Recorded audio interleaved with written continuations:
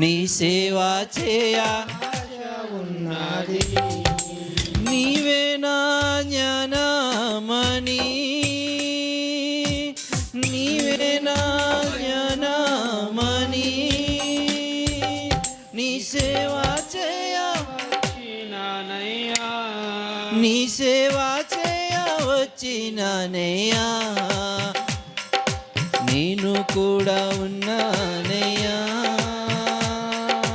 నన్ను వాడుకో యేసయ్యా. నేను కూడా నన్ను వాడుకో కనచాలొద్దు మెప్పులొద్దు, ధనము రాకు వద్దే వద్దు.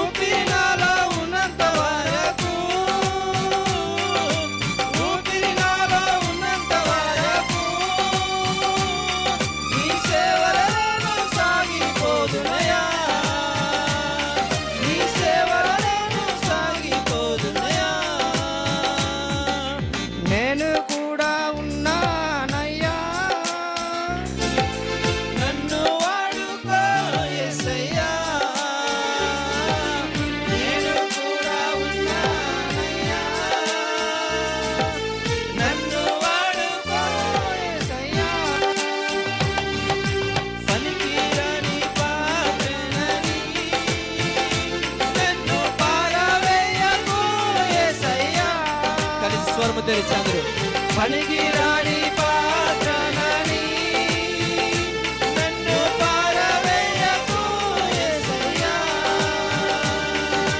నేను కూడా ఉన్నానయ్యా, నన్ను వాడుకో యేసయ్యా. నేను కూడా ఉన్నానయ్యా, నన్ను వాడుకో యేసయ్యా.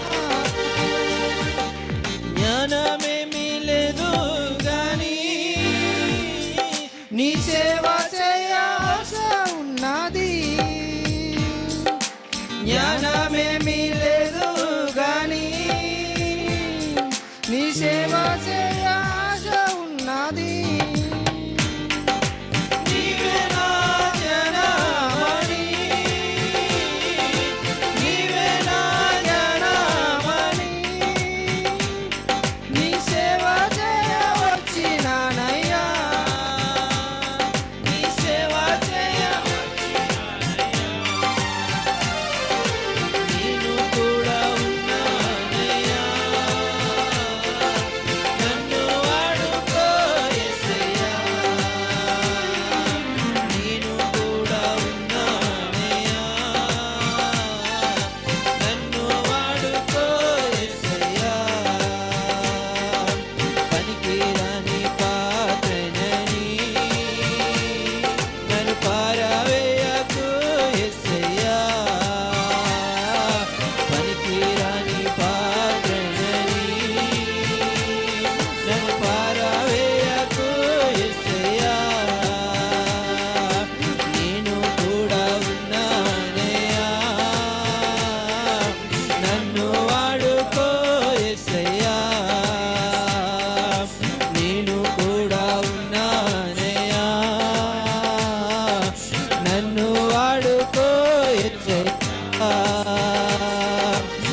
పనికిరాని పాత్రనని నన్ను పారవేయకు యేసయ్యా, పనికిరాని పాత్రనని నన్ను పారవేయకు, పనికిరాని పాత్రనని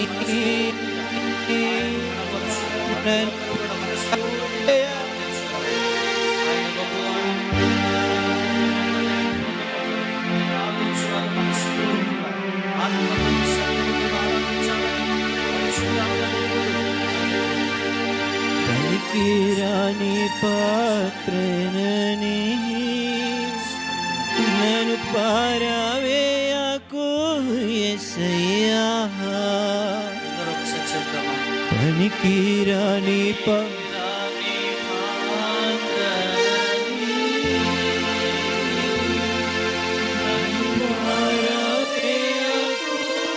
యేసయ్యా, పనికిరాని పనికిరాని ప్రణని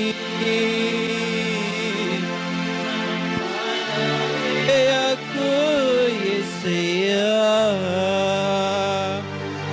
నేను కూడా ఉన్నానయ్యా, నన్ను వాడుకో యేసయ్యా, నేను కూడా వాడుకో.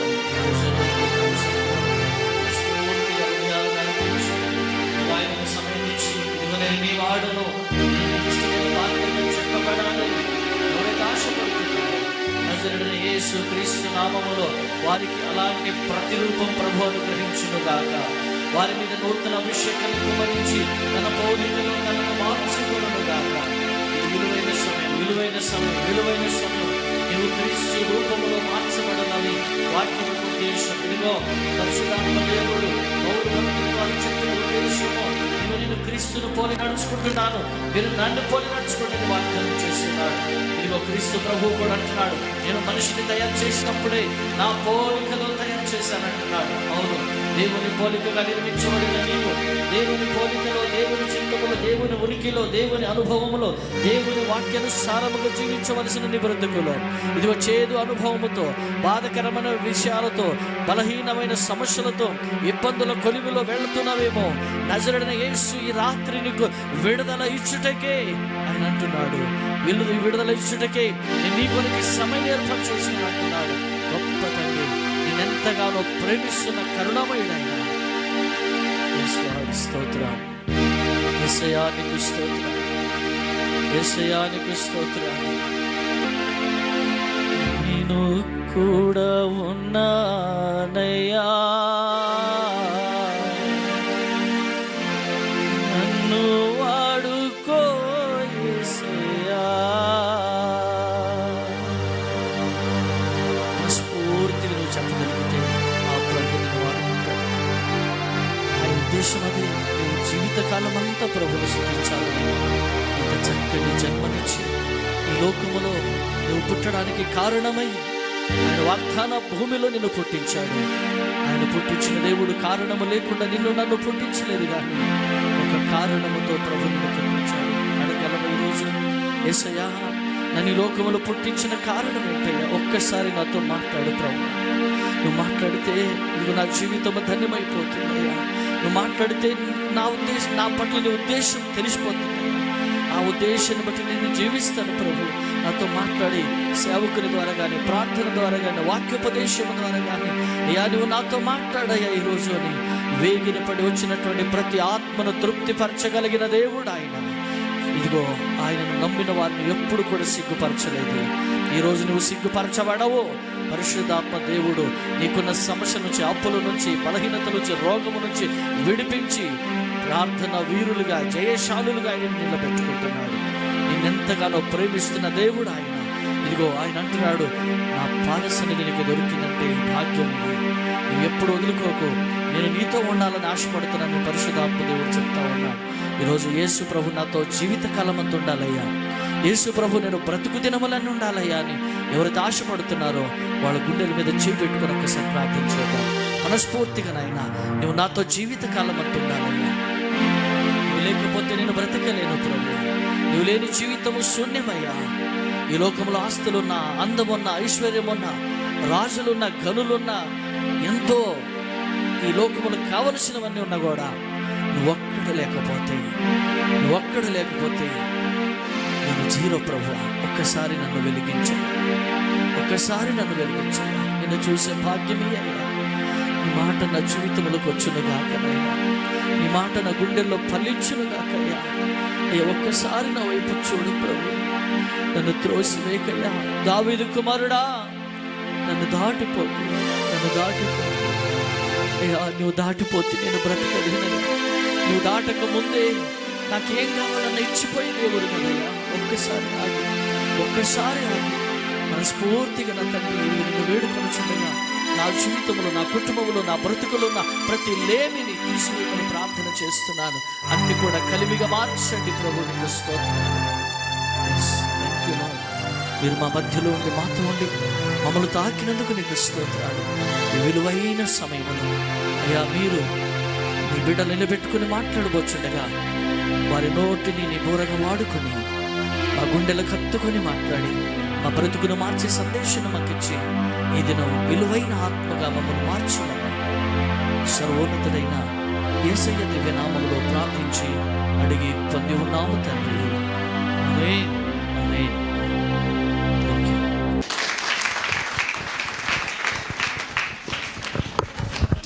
దేవునికి మహిమ కలుగునుగాక.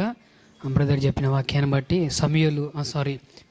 సొలొమోను రాజు జ్ఞానవంతుడైనప్పటికీ, చాలా జ్ఞానం ఉన్నప్పటికీ కూడా దేవుని మాటలు విడిచినందుకు ఒక స్త్రీ ఒక వ్యామోహంలో పడి తన యొక్క జీవితాన్ని నాశనం చేసుకోవడం జరిగింది.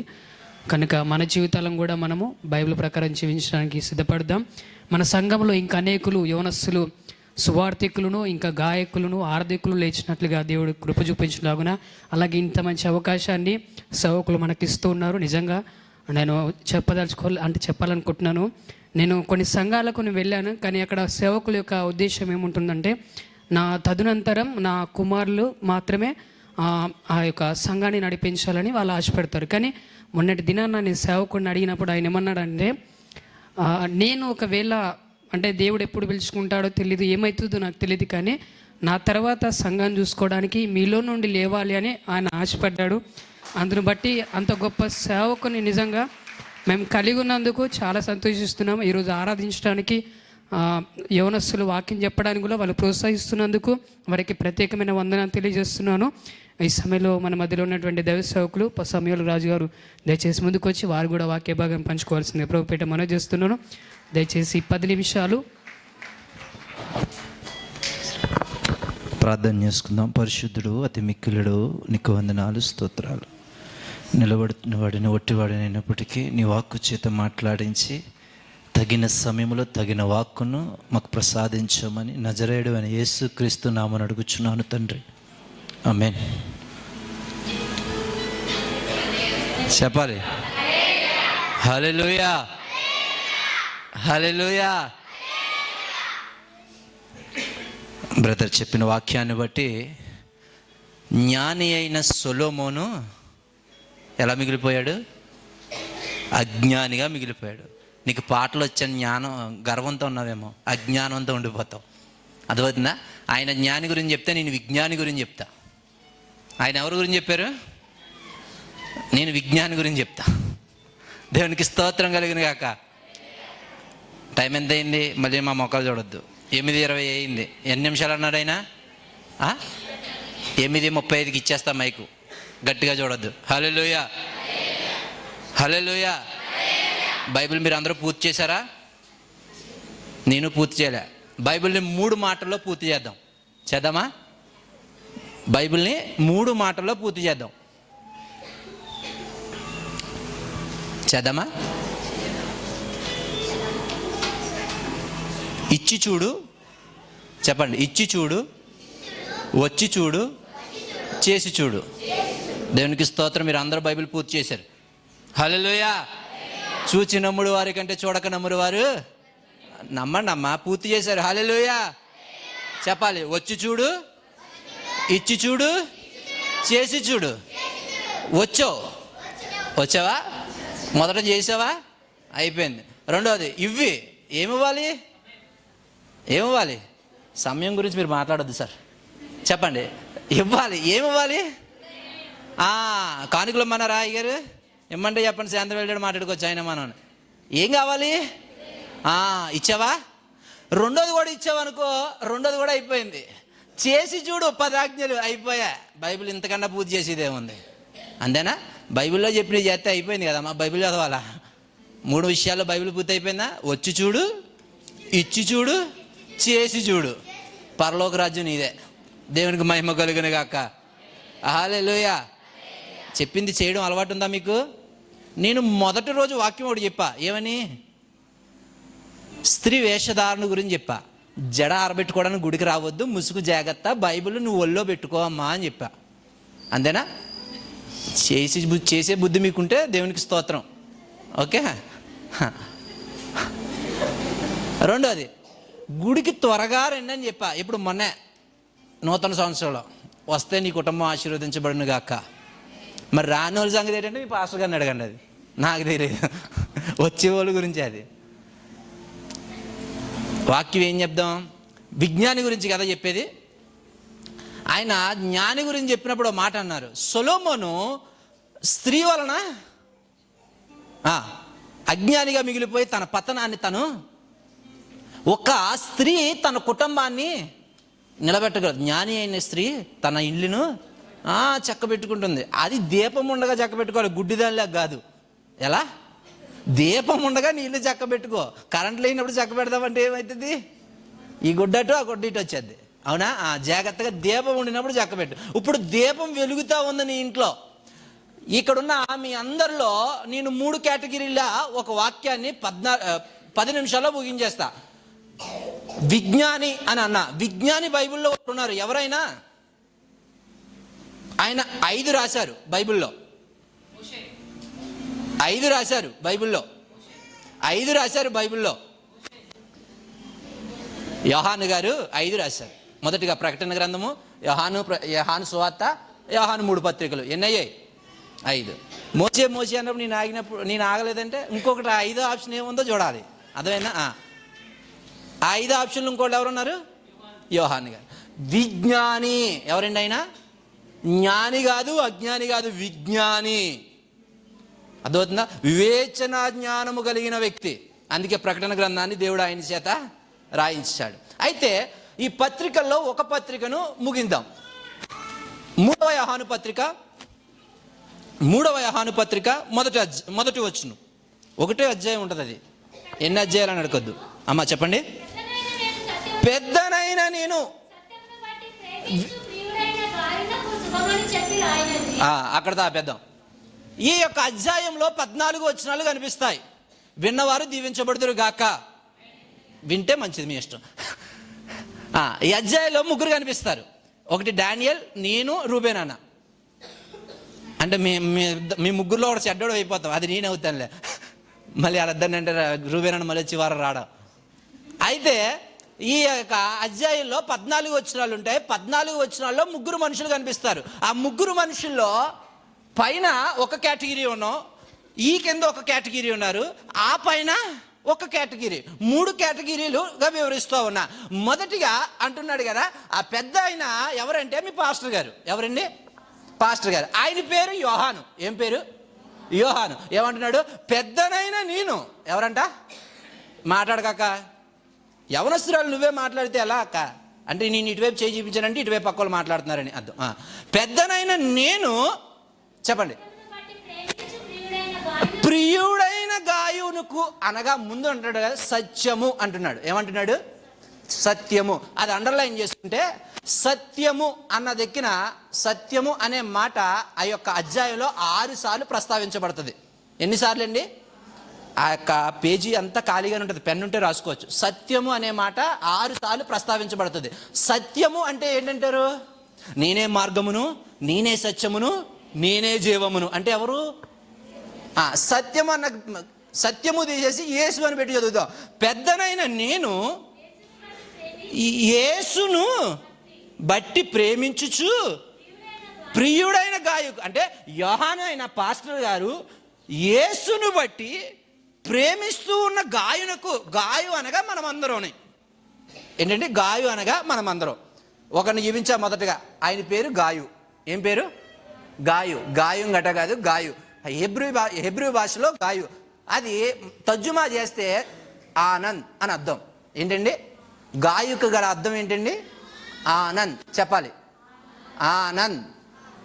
గాయు అంటే అర్థం ఆనంద్. అయితే ఈ ఆనంద్ అనే వ్యక్తులు మీలో ఎంతమంది ఉన్నారో చూద్దాం, సరేనా?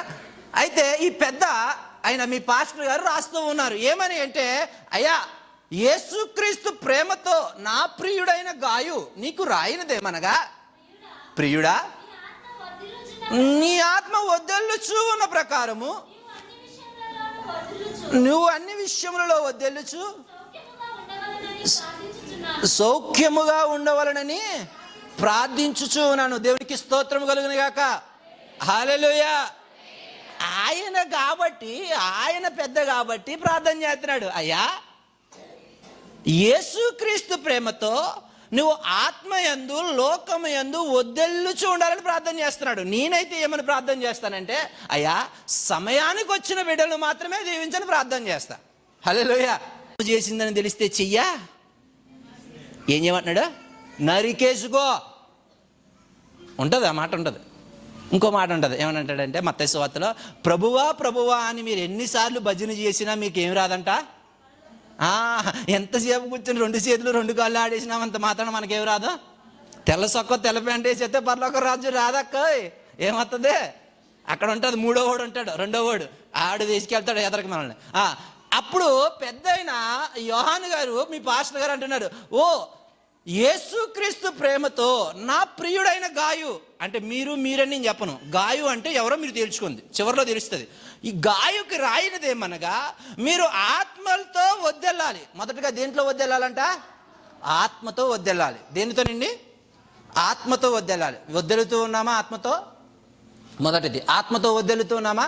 గాయు అంటే అర్థం ఏమని చెప్పాను? ఆనంద్. గాయు అంటే ఆనంద్. ఇక్కడ మొదటిది సత్యమును బట్టి, అంటే దేవుని బట్టి. మొదటి వచనం దేవుని బట్టి మీ అందరికీ శుభాకాంక్షలు తెలియజేస్తా ఉన్నాడు మీ సేవకుడు మొదటిగా. రెండవదిగా 2వ వచనంలో గాయు అనే వ్యక్తి ఆత్మతో, దేనితోనండి? ఆత్మతో ఎదగాలని. 3వ వచనం, నీవు సత్యమును అనుసరించి నడుచుకునుచున్నావు గనుక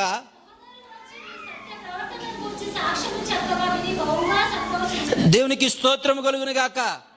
హల్లెలూయా. మీ గురించి మీరు సాక్ష్యం చెప్పుకుంటారో లేదో నాకైతే తెలియదు, కానీ నేను ఈ సంఘానికి వచ్చాక మీ సేవకుని గురించి సాక్ష్యం అయితే చాలా చక్కగా విన్నా. ఆ సాక్ష్యము మీ సేవకుని పట్ల గొప్పగా ఉంది. మరి నీ పట్ల ఉందా? ఈ 2026లో నీ సాక్ష్యం ఎట్టి రీతిగా ఉంది? క్రైస్తవుడని తెల్ల సొక్క తెల్ల ప్యాంటు వేసుకుని గుళ్ళోకి వచ్చేస్తే నువ్వు పరిశుద్ధాత్మతో ఉన్నట్టు కాదు. నల్ల ప్యాంటు నల్ల సొక్క వేసుకొచ్చేతనంత మాత్రం నువ్వు సాతాను శక్తి కాదు. అర్థమైందా?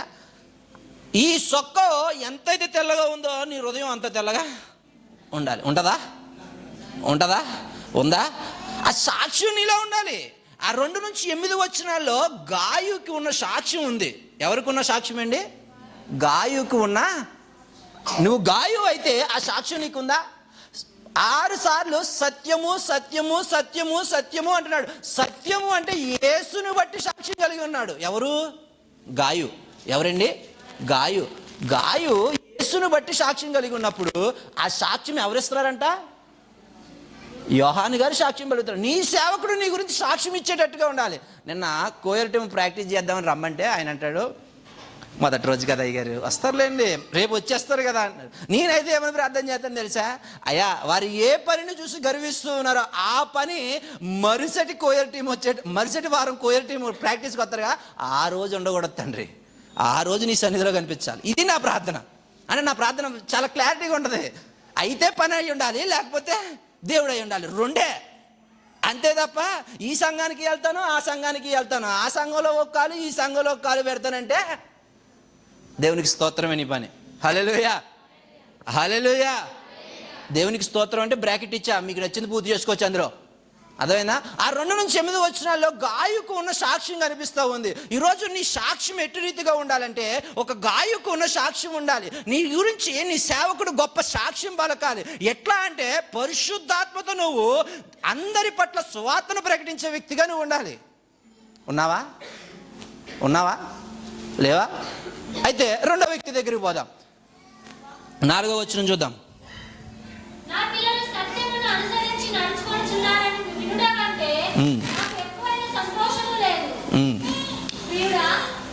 చదవండి అమ్మా.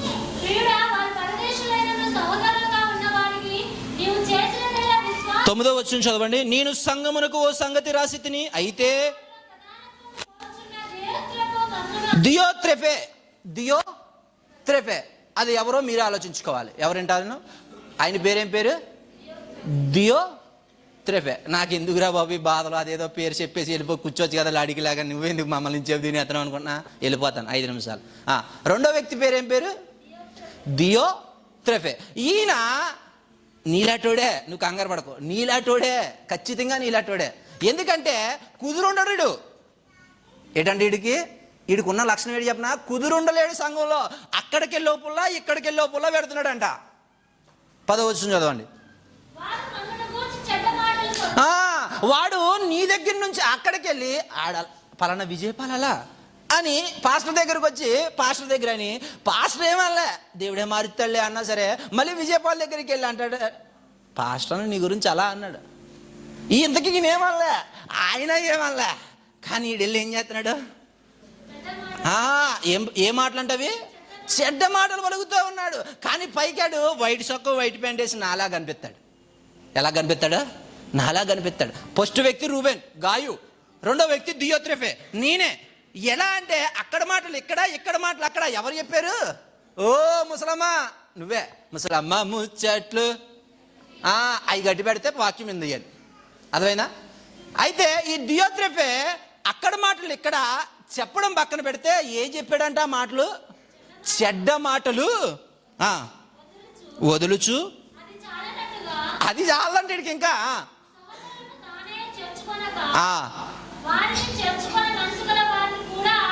వీడికి ఇదంతా సరిపోలే. అక్కడ ఇక్కడ చెప్పి ఆయన చెడగొట్టింది సరిపోక నాలటోడికి మళ్ళీ రూబేనన్న వచ్చే వారం ఆ పక్క పెడదాం, ఈ ఎంచేపీ చర్చిలో కొత్త వచ్చే వారం ఈ పక్క సందులో కొనేద్దాం సైటు. అంటే మా దగ్గర డబ్బు ఉంది. ఈ రోజుల్లో సంఘంలో దేవుని పరిచర్య నడవాలంటే డబ్బే పని చేస్తుంది. ఎక్కడ ఆత్మీయత పని చేయడంలే. నాకు తెలిసినంత వరకు డబ్బే పని చేస్తుంది. ఏం చేస్తున్నారు? ఇందులో ఒక 2 రోజులు వస్తున్నాడు, ఇందులోంచి తీసుకెళ్ళి ఏం చేస్తున్నాడంట? దియోత్రెఫే ఇక్కడ చెడ్డ మాటలన్నీ చెప్తున్నాడు పాస్టర్ గారి గురించి. ఓ 4 బ్యాచ్ను పోగేస్తున్నాడు. పోగేసి రండి వచ్చే వారం తైలాభిషేక ప్రార్థన, మీరందరూ పరిశుద్ధాత్మతో. ఈడు బోధ మొదలైపోయింది. ఇందులో 4 వెళ్ళారు. ఈ 4లో ఒక అక్క ఏం చేస్తుంది? మళ్ళీ ఈ గుళ్ళోకి వచ్చి ఏం వెళ్తావే, ఏం చెప్పి సాల్మీన్ రాజు అని చెప్పి పాట ఏమింటావు, ఇట్టొచ్చే ఆ అక్క ఇంకో అక్కనే, ఆ అక్క ఇంకొక అక్కనే. ఇందులో దియోత్రెఫే ఎవరైనా ఉన్నారా? లేరని చెప్పొద్దు, ఆలోచించుకోకసారి. గాయు ఎవరైనా ఉన్నారా? నిలువుగా ఊపుతావు. దియోత్రెఫే ఉన్నారా అంటే అడ్డంగా ఊపుతావు. ఒకసారి ఆలోచించుకో, నీ మనసుకి నీకేమనిపిస్తుంది అది ఆలోచించుకో. ఎందుకంటే సంఘంలో ఒకటి లేదు, ఏమి లేదు? ఐక్యత ఎప్పుడు ఉండదు? సపోజ్ డానీ ఉన్నాడు. డానీ నాకన్నా అందంగా ఉన్నాడు అనుకో, ఏదో చెయ్యాలి ఇప్పుడు డానీని. రూబేనన్నా డానీ ఇలా ఉన్నాడన్నా, ఏం పోద్ది మా ఇద్దరి మధ్య? ప్రేమ అనేది ఏం లేదు. సహోదరుల ఐక్యత కలిగి ఉండుట ఎంత మాట్లాడవాక, సహోదరుల ఐక్యత కలిగి ఉండుట మీకు లేనిది చెప్తున్నాను కదా అని మాట్లాడతలేదా మీరు? నాకు తెలుసు. చెప్పండి సార్, సహోదరులు మీకు లేదా అది ఐక్యత? మరి మాట్లాడాడమ్మా. సహోదరులు మీకు రాదా లేదా? చెప్పండి. సహోదరులు ఐక్యత కలిగి ఎంత మేలు. ఈ మాట చెప్పిన వారు దీవించబడుదురుగాక. ఆమె చెప్పలేని వాళ్ళు ఇప్పుడు బాధపడండి. ఆమెను అన్నప్పుడు దేవుడు అలా ఆర్థిక వనరులన్నీ తీర్చేస్తాడేమో. దేవుడు ఎప్పుడు ఆశీర్వాదం ఇస్తాడో ఎప్పుడు చెప్పలేము. అందుకే పాస్టర్ గారు ఏదన్నా అన్నప్పుడు కూడా పలికేయాల. అది తప్పో ఒప్పో తర్వాత దేవుడు చిత్తం అనాల. అదైనా రెండో వ్యక్తి నువ్వే. ఇప్పుడు చెప్తున్నాను కదా, ఎంత చెప్పినా మాటేనో. చెప్తాను కదా, సహోదరులు ఐక్యత కలిగి ఉండుట ఎంత మేలు అని చెప్పంటే నువ్వేమన్నావు? ఆడు అరుచుకుని ఆడు కూర్చుంటాడు కదా, ఏంటి మనకు పని ఏముంది? అవునా? అంతేనా? అందుకే చెప్తున్నా, సహోదరులు ఏడలు కాదు, కుటుంబంలో కూడా ఏమి లేదు, ఐక్యత లేదు, ప్రేమ లేదు. ఉందా మీకు? అత్తా కోడలికి లేదు, భార్యాభర్తలకి లేదు, అన్నా చెల్లికి లేదు, కుటుంబంలో ఎవ్వరికి కూడా ఏమి లేదండి ప్రేమ అనేది. రాకడ దినాలలో ఏమి చల్లారిపోద్దంట? ప్రేమ చల్లారిపోతూ ఉంటుంది. బైబిల్లో ప్రేమ శ్రేష్టమైనది అంటాడు 1 కొరింథీ పత్రికలో. అవునా? ఏమి శ్రేష్టమైందంట? అన్నిటికంటే ప్రేమ శ్రేష్టమైనది. ప్రేమ కంటే శ్రేష్టమైనది ఇంకోటి ఉంది తెలుసా? ప్రేమ కన్నా శ్రేష్టమైనది ఇంకోటి ఉంది తెలుసా? దావీదు రాసిన కీర్తన 63వ కీర్తనలో అంటాడు, నీ కృప ఎంతో అమూల్యమైనది, ప్రేమ కంటే శ్రేష్టమైనది అది. ఆ కృప కావాలంటే మొదటగా ప్రేమ కావాలి, ఆ ప్రేమ కావాలంటే ఐక్యత కావాలి. ఇప్పుడు సహోదరులు ఐక్యత కలిగి ఉండుట ఎంత మేలు. హల్లెలూయా. నువ్వు ఐక్యత ముందుగా చూపించావు అనుకో, ప్రేమ వస్తుంది. నేను ఎంతసేపు వచ్చి అక్కడ కూర్చుని వెళ్ళిపోయాను అనుకో, ఈయన మాట్లాడ్డు, ఆయన మాట్లాడ్డు, ఈయన మాట్లాడ్డు, ఈయన మాట్లాడ్డు, వచ్చి వెళ్ళిపోతే ఆయన వచ్చి వెళ్తున్నాడు కదా, ఆయన పని ఆయన ఉన్నాడు. వెళ్ళి డానీ ఎలా ఉన్నావంటే, మరుసటి రోజు వచ్చిన తర్వాత ఆదివారం అంటాడు, రాజన్న ఎట్టున్నావు, స్వామిలన్న ఎట్టున్నావు, పలకరిస్తాడు. అవునా? అప్పుడు ఏమొస్తుంది? ఒక బాండింగ్ అనేది ఏర్పడుతుంది, ఐక్యత వస్తుంది. ఐక్యత వచ్చి ఒకరినొకరు అర్థం చేసుకుంటే ఏమొస్తుంది? ప్రేమ వస్తుంది. మీకుందా ప్రేమ? నేను వచ్చి 1 నెల 2 నెలలు అవుద్ది, మరి మీరు ఇక్కడ స్థాపించబడి ఛానల్ అవుతుంది కదా, మీలో మీకు ఉందా? ప్రేమ ఉందా? ఉందా? ఒక ఇల్లు బాగుపడడానికి స్త్రీ కారణం, ఒక ఇల్లు నాశనం అవ్వడానికి స్త్రీ కారణం. ఒప్పుకుంటారు ఈ మాటకి? ఒప్పుకుంటారా? ఆదాము నాశనం అయిపోవడానికి కారణం ఎవరు? స్త్రీ, సాతాను కాదు. ఎవరో కారణం? స్త్రీ. నీ భర్త పాడైపోవడానికి గల కారణం నువ్వే. ఆ సాతాను వచ్చి నీ దగ్గర సొల్లు పెట్టకుండా ఉంటే, సొల్లు పెట్టినప్పుడు నువ్వు వెళ్ళి పని చేసుకుంటే అక్కడ ఆ పండు తినే పని నీకు లేదు. అంటే ఇప్పుడు నువ్వు ఎవరు మాట్లాడకూడదు? పక్కనున్నదే, నీ పక్కనున్నదే సాతాను అనుకో, నువ్వెవరు మాట అనకూడదు? పక్కదాని మాట అనకూడదు. దేవునికి స్తోత్రం కలిగింది కాక. హల్లెలూయా. ఇప్పుడు పక్కన వాళ్ళు మాట్లాడకుండా ఉన్నావు అనుకో, సహోదరులు ఐక్యత కలిగి ఉండుట, చెప్పాలి, సహోదరులు ఐక్యత కలిగి ఉండుట ఎంత మేలు. ఇప్పుడు మీకు మేలు కావాలంటే పక్కోళ్ళు మాట అనకుండా దేవుని ప్రేమతో ఒకరినొకరు పలకరించుకోవాలి. 11వ వచనం, 10వ వచనం చూడండి.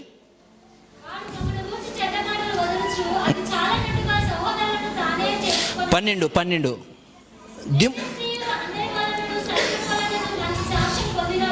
దెమోత్రియా ఎవరండి? మైక్ ఇచ్చేస్తాను, అనిల్ అన్న గట్టిగా చూడొద్దు, మైక్ ఇచ్చేస్తాను. దెమోత్రియా ఎవరండి? చెప్పాలి. డానియేల్ అన్న.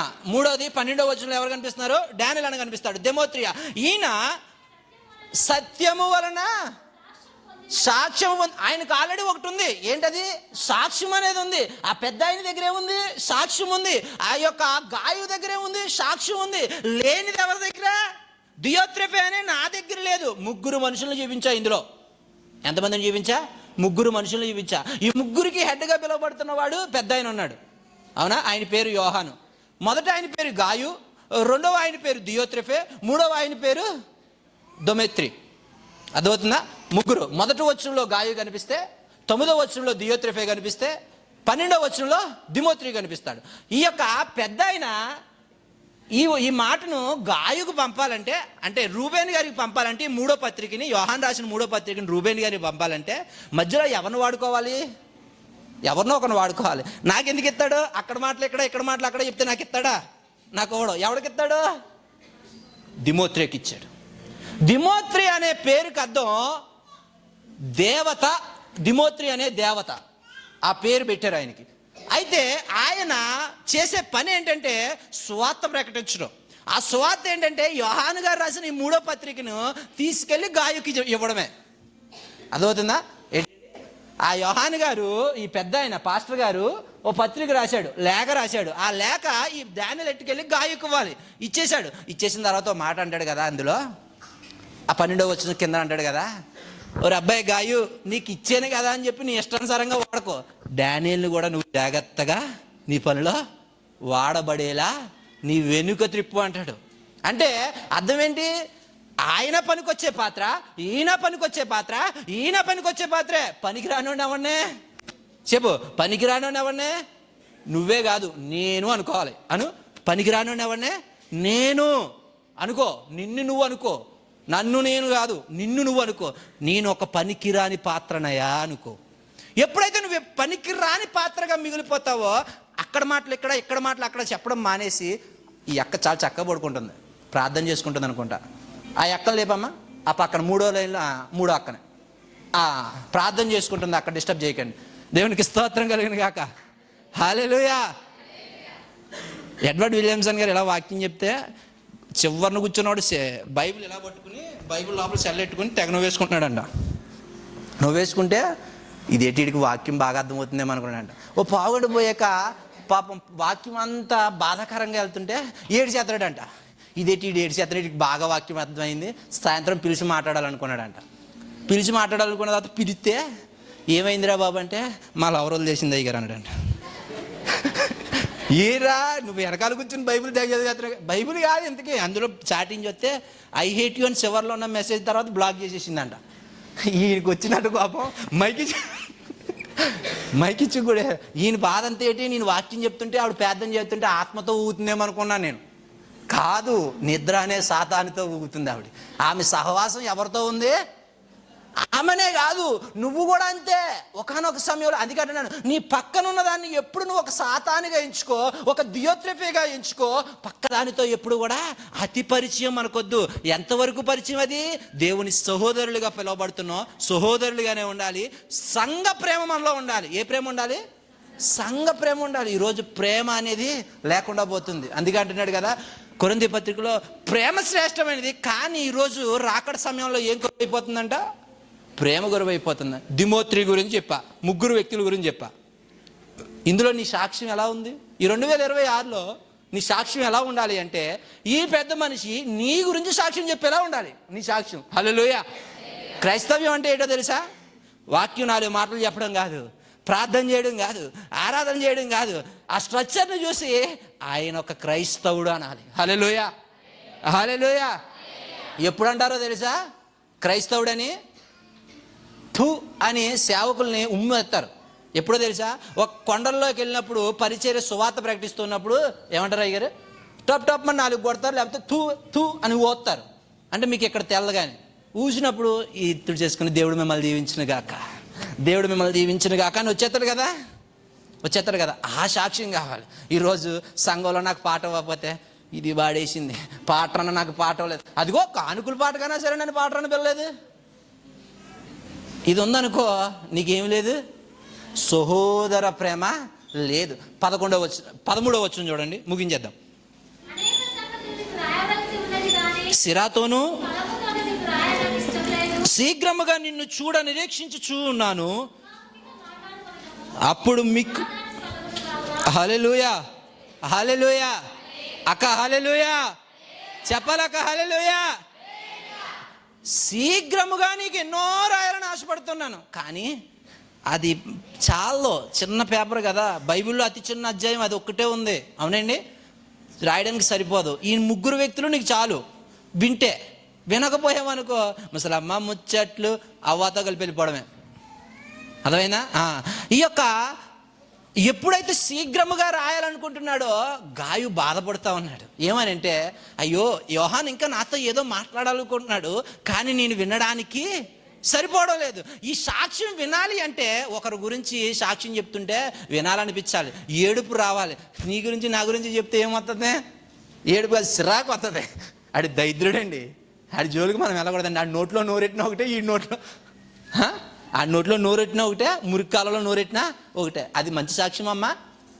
అది 2వ వ్యక్తి, నువ్వే. అది నేనే అని అనుకున్నప్పుడు అలా దేవుడిని నెచ్చింతూ ఉంటాడు. అర్థమైందా?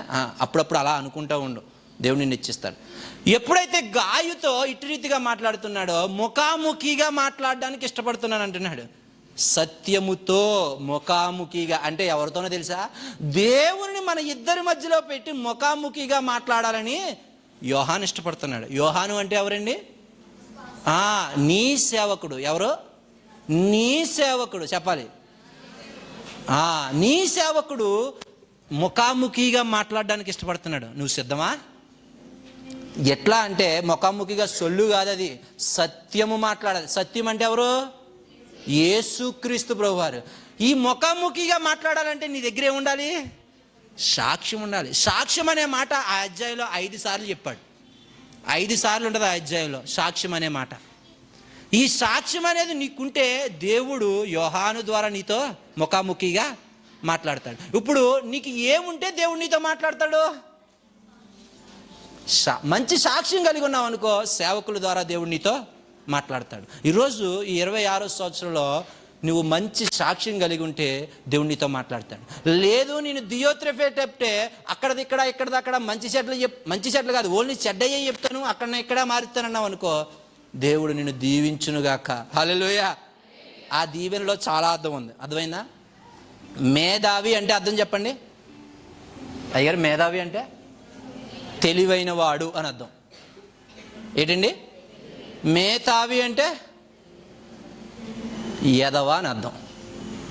రెండు ఒకలాగే పడతాయి, మేధావి అర్థమైందా? రెండు చాలా తేడా ఉంటాయి. అర్థమైందా? అలాగే దీవించబడును గాక వేరు, దీవించును గాక వేరు. అర్థమైందా? దీవించబడును అంటే అది జరిగిపోయిందని దీవించున్నాడు అక్కడ.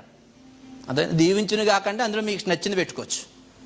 ఈరోజు నువ్వు బడి వెళ్ళాలి అంటే గనక గాయు పొందిన సాక్ష్యం పొందాలి, దిమోత్రి పొందిన సాక్ష్యం పొందాలి. దిమోత్రి గొప్ప సువార్తను పట్టుకుని గాయకు మోస్తా ఉన్నాడు. ఈరోజు నీ సాక్ష్యము వేరే వ్యక్తి దగ్గరికి వెళ్ళాలి. నీ సాక్ష్యం నీ కుటుంబంలో ఉండాలి. నీ పిల్లలకు నువ్వు సాక్ష్యం చెప్పగలవా? నా పిల్లలు, నేను డైలీ ఇంటికి వెళ్ళి ఇది చెప్పి ముగించేస్తా, కోపంగా చూడొద్దు. నా పిల్లలకి ఆ పక్కింటి అంకులు చూడు, ఆ పాస్టర్ అన్నను చూడు ఎలాగున్నాడో, తెగ సంపాదిస్తున్నాడో, అది ఇదని చెప్పాను. ఓ రోజు నా పిల్లలకు మాట రానంత వరకు చక్కగా విన్నారు. మాట వచ్చాక నానా నీకు పాటర్ అన్నయ్య అంటే ఎందుకు ఇష్టం అని. అన్నయ్య పాటరు బోల్ డబ్బులు సంపాదిస్తున్నాడు. మీ దృష్టిలో అదే కదా, పాటర్ అంటే డబ్బులు సంపాదించేవాడే. బోల్ డబ్బులు సంపాదిస్తున్నాడు అందుకని పాటర్ అన్నయ్య అంటే ఇష్టం కదా అని. పోలే పోనీ ఆ బేబక్క అంటే ఎందుకు ఇష్టం, బేబక్క గురించి కూడా చెప్తున్నావు అన్నారు అనుకో. బేబక్క గవర్నమెంట్ జాబ్ చేస్తుంది, నువ్వు చెయ్యాలని చెప్పి బేబక్క గురించి చెప్తున్నాను. ఆ కీబోర్డ్ అని గురించి చెప్తున్నావు అనుకో, కీబోర్డ్ అయిన నువ్వు అలా బాగుపడాలని చెప్తున్నావు. ఇలా అందరూ అంటే నీకు ఇష్టమే కదా నాన్న, మరి దేవుడి గురించి ఎప్పుడు చెప్పు, దేవుడు అంటే ఇష్టం లేదా నాన్న అని అడిగిందంట. ఈరోజు నీ పిల్లలకు నువ్వు దేవుని గురించి చెప్తున్నావా? చెప్పాలంటే నువ్వు గుడికి టయానికి రావాలిగా, చెప్పాలంటే నీ సాక్ష్యం బాగుండాలిగా, చెప్పాలంటే నువ్వు దేవుని సన్నిధిలో ఆరాధించాలిగా, చెప్పాలంటే నువ్వు ఆత్మీయతతో ఉండాలిగా, చెప్పాలంటే నువ్వు సేవకుని మాట వింటే నీ పిల్లలకి నువ్వు సమయానికి వెళ్ళని నువ్వు ఎప్పుడు చెప్పగలవు? నువ్వు వెళితే వాళ్ళకి చెప్పగలవు. దీనిని బట్టి నువ్వు 26వ సంవత్సరంలో మంచి సాక్ష్యం ఉందనుకో, దేవుడు మిమ్ములను మీ పిల్లలను దీవించబడును గాక. ఆమేన్. హల్లెలూయా. హల్లెలూయా. దేవుని నామానికి మహిమ కలుగును గాక. వాక్య భాగం పంచుకున్నటువంటి దైవ సేవకులకు వందనాలు తెలియజేస్తున్నాను. ఈ సమయంలో మన దైవ సేవకులు డాక్టర్ పై సల్మాన్ జబ్ సాయి గారికి సమయాన్ని అనిపిస్తున్నాను. దయచేసి చప్పట్లు కొడుతూ దేవుని నామాన్ని గణపరుద్దాం.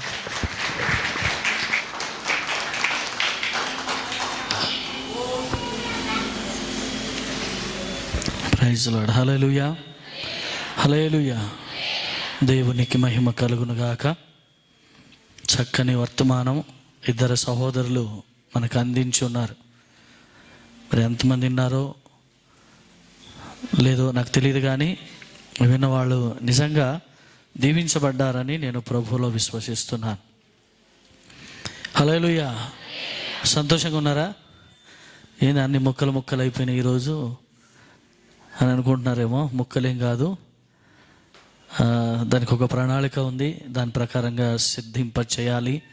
సిద్ధం చేయాలనే ఆలోచనతో ఉన్నాం. ఈ ముక్కలన్నీ ఈరోజే కనబడుతున్నాయి, రేపటి నుంచి ముక్కలు కనబడవు. మీరు అనుకున్నట్టు మంచి 500-2000 నోట్లే కనబడతాయి. హల్లెలూయా.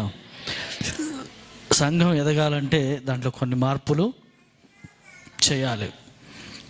నేను ఎదగాలంటే ఏ మార్పు అవసరం లేదు. మీకు అర్థమైందో లేదో నాకు తెలియదు, కానీ నేనే ఎదగాలి అంటే ఏ మార్పు అక్కర్లేదు.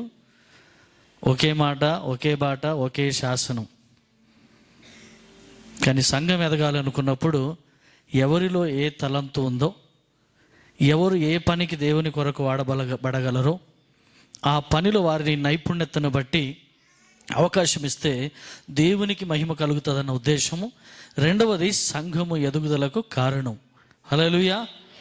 అలా అంటే వేరే వాళ్ళు అట్లా ఎవరు లేకపోయినా సంఘం ఎదుగుతుందంటే అది ఎందుకు ఎదుగుతుందో ఎలా ఎదుగుతుందో నాకు తెలియదు, కానీ వాక్యానుసారంగా ఎదగాలన్నది నా కోరిక. హల్లెలూయా. కాబట్టి ప్రియమైన దేవుని బిడ్డలారా, మరి మూడో ప్రసంగం అయితే లేదు, కానీ కొన్ని హెచ్చరిక లేదా ఆ సంబంధిత కొన్ని విషయాలు మీకు తెలియపరచాలని ఆశతో కొన్ని విషయాలు మీ ముందుకు తీసుకురావాలని ఆశపడుతూ ఉన్నాను. దానికి ముందుగా కొంచెం చాలాసేపు అయింది కదా, మరొక్కసారి ఆ మాట ఈరోజు చక్కగా సహోదరులు తీసుకొచ్చిన పాట, నేను కూడా ఉన్నానయ్యా,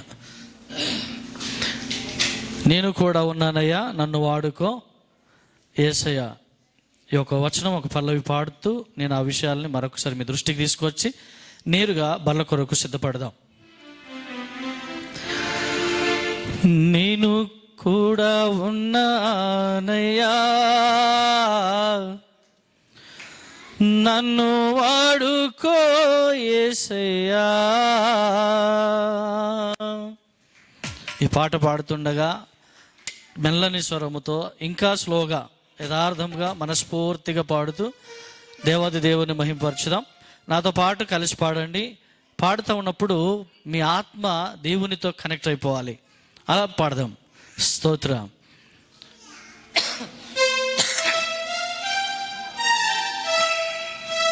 అందరూ స్తోత్రం స్తోత్రం స్తోత్రం.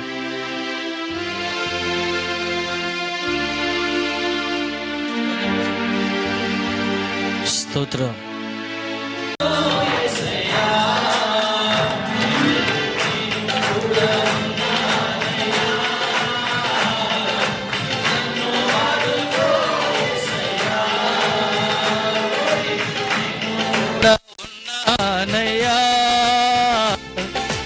నన్ను వాడుకో యేసయ్యా.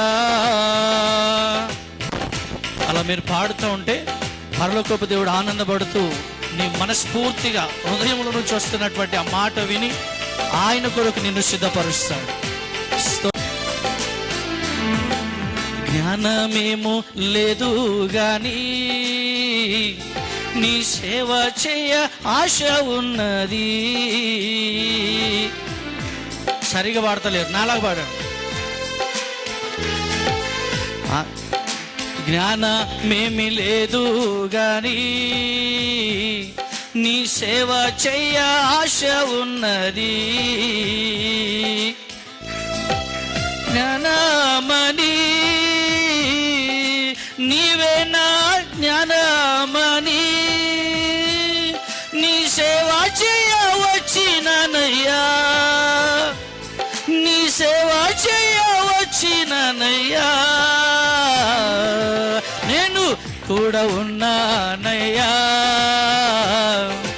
నన్ను వాడుకో యేసయ్యా. నేను కూడా ఉన్నానయ్యా,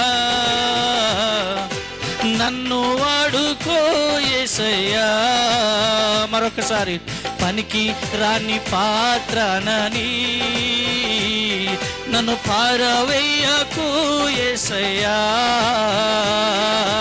పనికి రాని పాత్రనని నన్ను పారవేయకు యేసయ్యా. నేను కూడా ఉన్నానయ్యా, నన్ను వాడుకో యేసయ్యా. మనస్ఫూర్తిగా చేద్దాం. నేను కూడా ఉన్నానయ్యా, నన్ను వాడుకో యేసయ్యా.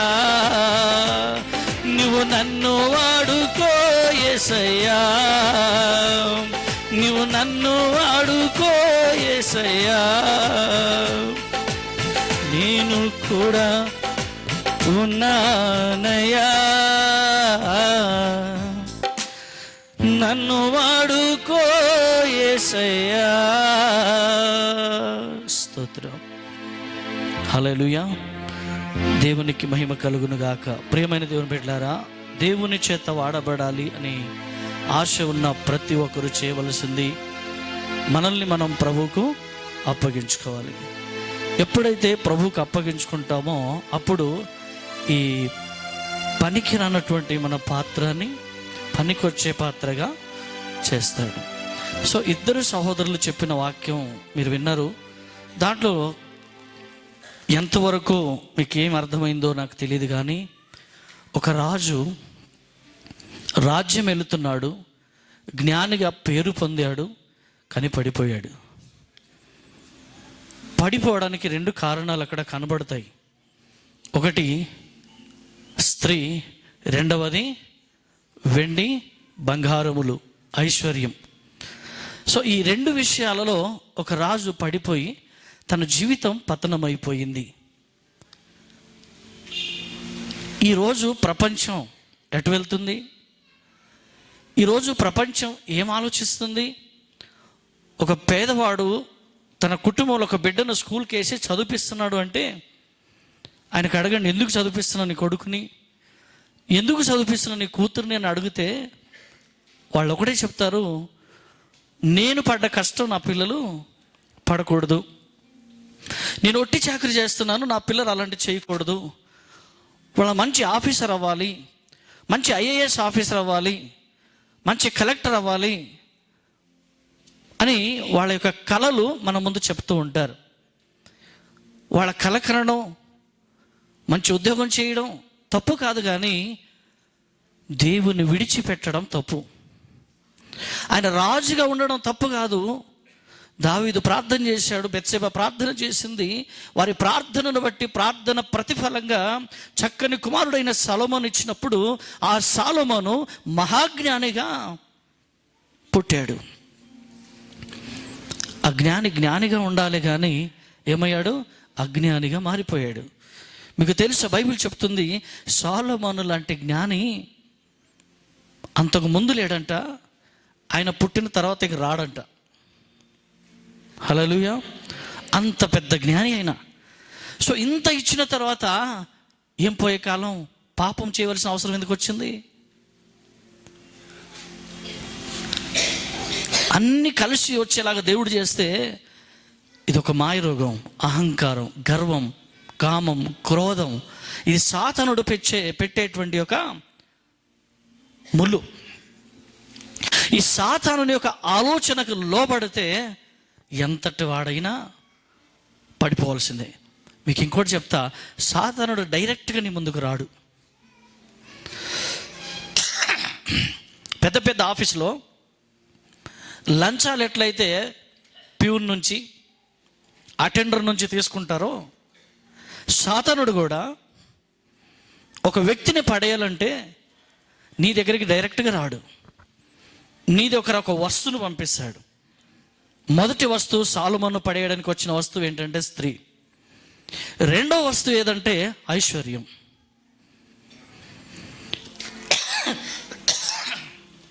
ఈ 2 రావడాన్ని బట్టి సొలొమోను పడిపోయాడు.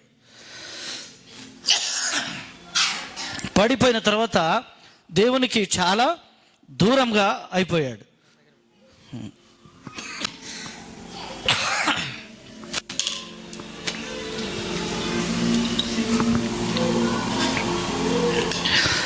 దేవునికి చాలా దూరం అయిపోయాడు.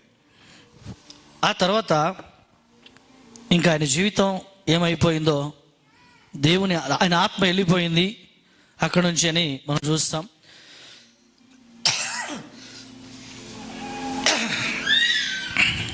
సాతానుడు శోధిస్తూ ఉన్నాడు, ఆయన వినేది లేదు. మాట మన సహోదరులు పాస్టర్ గారు కూడా ఆఖరికి చెప్తూ ఏముండాలంట, ముగ్గురిని చూపిస్తూ సాక్ష్యం ఉండాలి అన్నారు. ఆ సాక్ష్యం ఒకటి ఎవరెవరి నుంచి ఉండాలి? నేను ఒక సాక్ష్యం కలిగి ఉన్నా అంటే ఎవరెవరి నుంచి కలిగి ఉండాలి? మొదటి సాక్ష్యం చెప్పాలి. మొదటి సాక్ష్యం మీరే అనుకుందాం. మీరు మొదటి సాక్ష్యం మీ గురించి ఎవరు చెప్పాలి?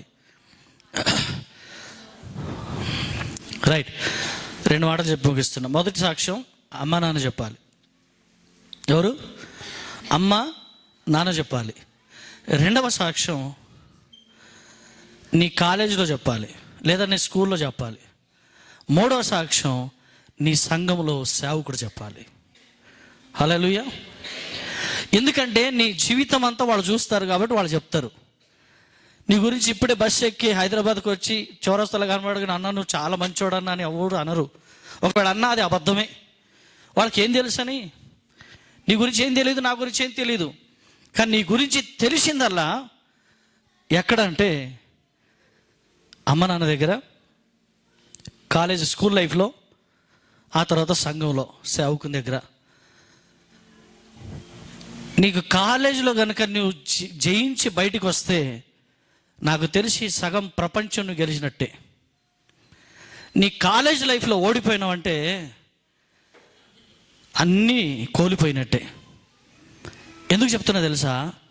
ఒక యవనస్తుడు పడిపోవాలన్నా ఈ రోజుల్లో, ఒక యవనస్తుడు నిలబడాలన్నా కూడా కాలేజీ చాలా ప్రాముఖ్యమైన ప్లాట్ఫామ్గా మారింది. ఎందుకు అలా మారింది అంటారా? అక్కడ స్టూడెంట్స్ ఉన్నారు కదా, విద్యార్థులు, వారు క్రైస్తవులు మాత్రమే కాదు. అంటే క్రైస్తవులు తప్పు చేయరు, అన్యులు చేస్తారని నేను చెప్పట్లేదు, నా ఉద్దేశం. అక్కడ అన్ని రకాల, అన్ని తరబీదులు, అన్ని జ్ఞానం, అన్ని రకాల డాక్టరీన్ కలిగిన వాళ్ళు. మీకు నేనే కనబడుతున్నా కానీ నాకు మీకు అందరు కనబడుతున్నారు. అర్థమైందా? అక్కడ అన్ని రకాల విద్యార్థులు వస్తారు కాబట్టి వాళ్ళ కుటుంబంలో వాళ్ళ కల్చర్ వేరు, వాళ్ళ ఆలోచన వేరు, వాళ్ళ తల్లిదండ్రుల నడిపింపు వేరు, వాళ్ళ మాట తీరు వేరు, చాలా రకాలుగా ఉంటుంది. కొంతమందికి ఇంత కూడా సెన్స్ ఉండదు. ఏమని? పిల్లల ముందు ఏం మాట్లాడాలో. కొంతమంది పిల్లల ముందు బూతులు తిట్టేసుకుంటారు. ఇది సమాజం నడుస్తుంది. పిల్లల ముందే భార్య భర్తను అడ్డగోలుగా తిట్టేస్తూ ఉంటుంది, సమాజం నడుస్తుంది. పిల్లల ముందే భర్త భార్యను తిట్టేస్తూ ఉంటుంది, సమాజం నడుస్తుంది. ఇవి తిట్టడం వల్ల ఆ పిల్లలు కూడా అది అలవాటు చేసుకొని ఇలా అంటే ఇలా మాట్లాడాలి, ఇలా అంటే ఇలా మాట్లాడాలి, ఇలా తప్పు చేసి ఈ బూతులు మాట్లాడాలి, వాళ్ళకి అలవాటు అయిపోద్ది. వాళ్ళు వచ్చి కాలేజీలో కూడా ఏం చేస్తారు, మనతో పాటు అది కూడా మాట్లాడేస్తారు. అప్పుడు అది కొత్తగా కనబడుతుంటుంది, మనకి అట్రాక్ట్ అయిపోతుంటాం. అప్పుడు వాళ్ళు ఏదో బాగానే మాట్లాడుతున్నారులే అని ఇప్పటి వరకు ఒక బౌనులో, ఒక బౌండరీలో పెరిగిన బిడ్డ అవన్నీ చూడగానే ఏమనిపిస్తుంది అంటే, మాకంతా కట్టేసినట్టు ఉంటుందండి, మా దగ్గర ఏమి ఉండదు, తిట్టుకోరు, ఇలాంటి మాట్లాడరు, అసలు చాలా కఠినంగా అనిపిస్తుంది. మా ఇంట్లో ఉండాలంటే నాకు చిరాకు వచ్చేస్తుంది. అట్లా మాట్లాడితే మా మమ్మీ తిడుతుంది, ఇట్లా మాట్లాడితే మా డాడీ తిడతాడు. అట్లా మాట్లాడొద్దు అంటారు, ఇట్లా మాట్లాడొద్దు అంటారు. అసలు నేను ఏం మాట్లాడాలి? అసలు నాకు ఫ్రీడమ్ లేదు.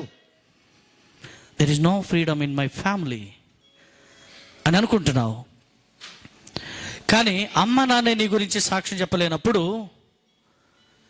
ప్రపంచం ఎవ్వరి సాక్ష్యం కూడా నీ దగ్గర చల్లదు. అమ్మ నాన్న నీ గురించి, నా బిడ్డ సూపర్, నా బిడ్డ మంచోడు అని అమ్మ నాన్న యథార్థంగా సాక్ష్యం చెప్పగలిగితే అంతకు మించిన సాక్ష్యం లేదండి. రెండవది, కాలేజీలో నేను లెక్చరర్స్, ప్రిన్సిపల్స్ దగ్గరికి పిలుచుకొని, తల్లిదండ్రులు పిలిచి ఏమని చెప్పాలి? అమ్మా, ఏం బిడ్డను కన్నారండి మీరు, పుడితే ఇలాంటి బిడ్డలు పుట్టాలండి, మాకెందుకు ఇలాంటి పిల్లలు లేరా అని మేము బాధపడుతున్నాం. ఏం టాలెంట్ అండి, ఏం దీన స్వభావం అండి, ఏం మంచితనం అండి, ఏం హోలీనెస్ అండి, ఏం పవిత్రత అండి, ఎంత వినయం, ఎంత తగ్గింపు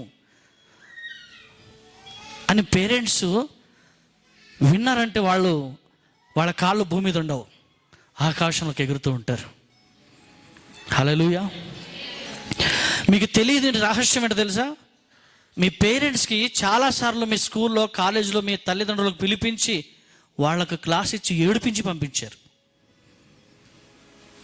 చూడమ్మా, నీ బిడ్డకు బుద్ధి చెప్పుకో, చూడయ్యా నీ కొడుకు బుద్ధి చెప్పుకో, లేకపోతే చాలా తీవ్రమైన కఠినమైన చర్యలు తీసుకోబడతాయి అని అంటుంటే, ఇటు బిడ్డను తిట్టలేక, కాలేజీలో ఏమనలేక ఏడ్చుకుంటూ తల్లిదండ్రులు ఇద్దరు, ఏంటే ఎందుకు మన కడుపులో ఇలాంటోడు పుట్టాడు, ఎందుకు ఇలాంటి అమ్మాయి పుట్టింది అని ఏడ్చుకుంటూ ఇంటికి వచ్చిన రోజులు ఉన్నాయి.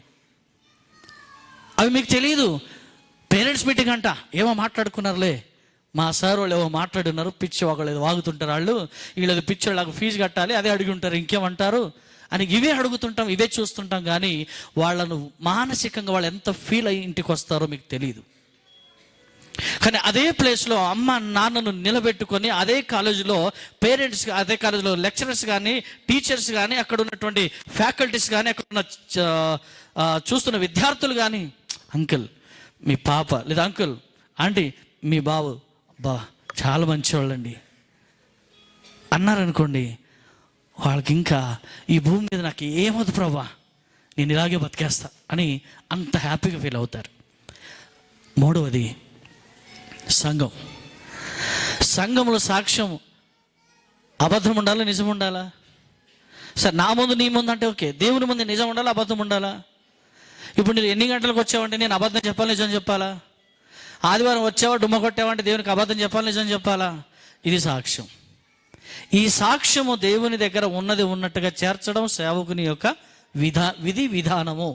అది నమ్మి నా దగ్గర అటెండెన్స్ బుక్ పెట్టాడు. ఎవరు రాకపోయినా కూడా ఎస్ ప్రజెంట్ అని అంటే ఆ తర్వాత ఇంకొక బాస్ వస్తాడు, డైరెక్టర్ వచ్చి ఆ బుక్ లాక్కుంటాడు. ఒక దరిద్రుడు రాకపోయినా అటెండెన్స్ ఎస్ అని పెట్టేవేంద్రా అని నా చూపిండుతాడు. కాబట్టి గొప్పగా దేవుడు మనకిచ్చిన అటెండెన్స్ బుక్లో నువ్వేం చేయాలంటే ఒక మాట చేద్దాం. ఆఖరి మాట చూడండి, ఆఖరి మాట అండి, ముగిస్తున్న ఆఖరి మాట. హెబ్రీలకు రాసిన పత్రిక 13వ అధ్యాయం అనుకుంటాను, 17వ వచనములో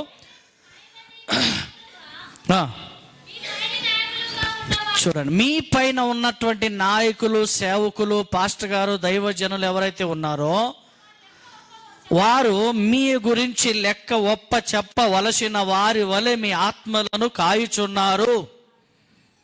హల్లెలూయా. అమ్మా ఇటునాలి, ఏం చేస్తున్నారంట?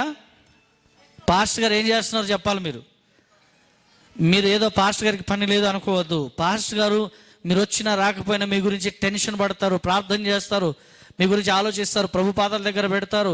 అక్కడ వాక్యం అంటుంది, మీ గురించి దేవుడికి లెక్క ఒప్ప చెప్పవలసిన వారి వలె మీ ఆత్మను కాయుచున్నారు. దేవుని సేవకుడు ఏమీ చేయట్లే, మీ ఆత్మలు కాస్తున్నా నేను. సో ఆత్మలు కాస్తున్న వ్యక్తి ఏ ఆత్మ ఎటుపోయింది అడిగితే చెప్పాలొద్దా?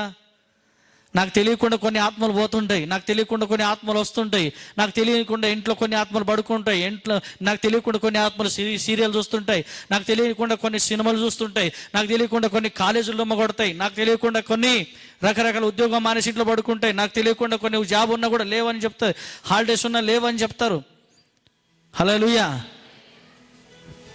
ఈ విధంగా జరుగుతున్నవన్నీ కూడా నేను దేవుని ముందుకు నిజం చెప్పాలి కదా. సో లెక్క చెప్పవలసిన వారి వల్ల మీ ఆత్మలు కాయుచున్నారు. కాబట్టి వారు దుఃఖముతో కాక వారు ఆనందముతో ఆ పని చేయులాగన మీరు వారి మాట వినుడి అని ఉంటుంది అక్కడ. హల్లెలూయా. ఏమని ఉంటుంది? వారికి లోబడి ఉండండి, వారి మాట వినండి. ఇంతే, మాట వినండి. పెద్ద పనా? నాగరాజు ఈరోజు పనికి వెళ్ళి 25 కిలోలు సిమెంట్ సంచులు ఎత్తాలి, 50 కిలోలు ఇసుక ఎత్తాలి, ఇవన్నీ పని చేయాలి. అది బరువుగుందా? చెప్పిన మాట వినండి బాబు అన్నది ఇది బరువుగుందా? ఇది చాలా ఈజీగా చెప్పిన మాట వినడం చాలా ఈజీ. కానీ ఈ రోజుల్లో అదే చాలా బరువు. ఇంకేమన్నా చెప్పండి పాస్టర్ గారు చేస్తాం, కానీ మీరు చెప్పింది వినాలంటేనే మాకు కొంచెం చిరాకు వస్తుంది. సైతాన్ అక్కడే ఆశీర్వాదం కొట్టేస్తున్నాడు. దయచేసి ఆ పని మీరు ఎప్పుడు కూడా అపవాదికి చోటు ఇవ్వకండి, దేవుని సన్నిధిలో ఉండండి. అయితే ఆఖరి మాట యెషయా గ్రంథం 57 మొదటి వచనం నేను తెలియజేసి ముగిస్తున్నా.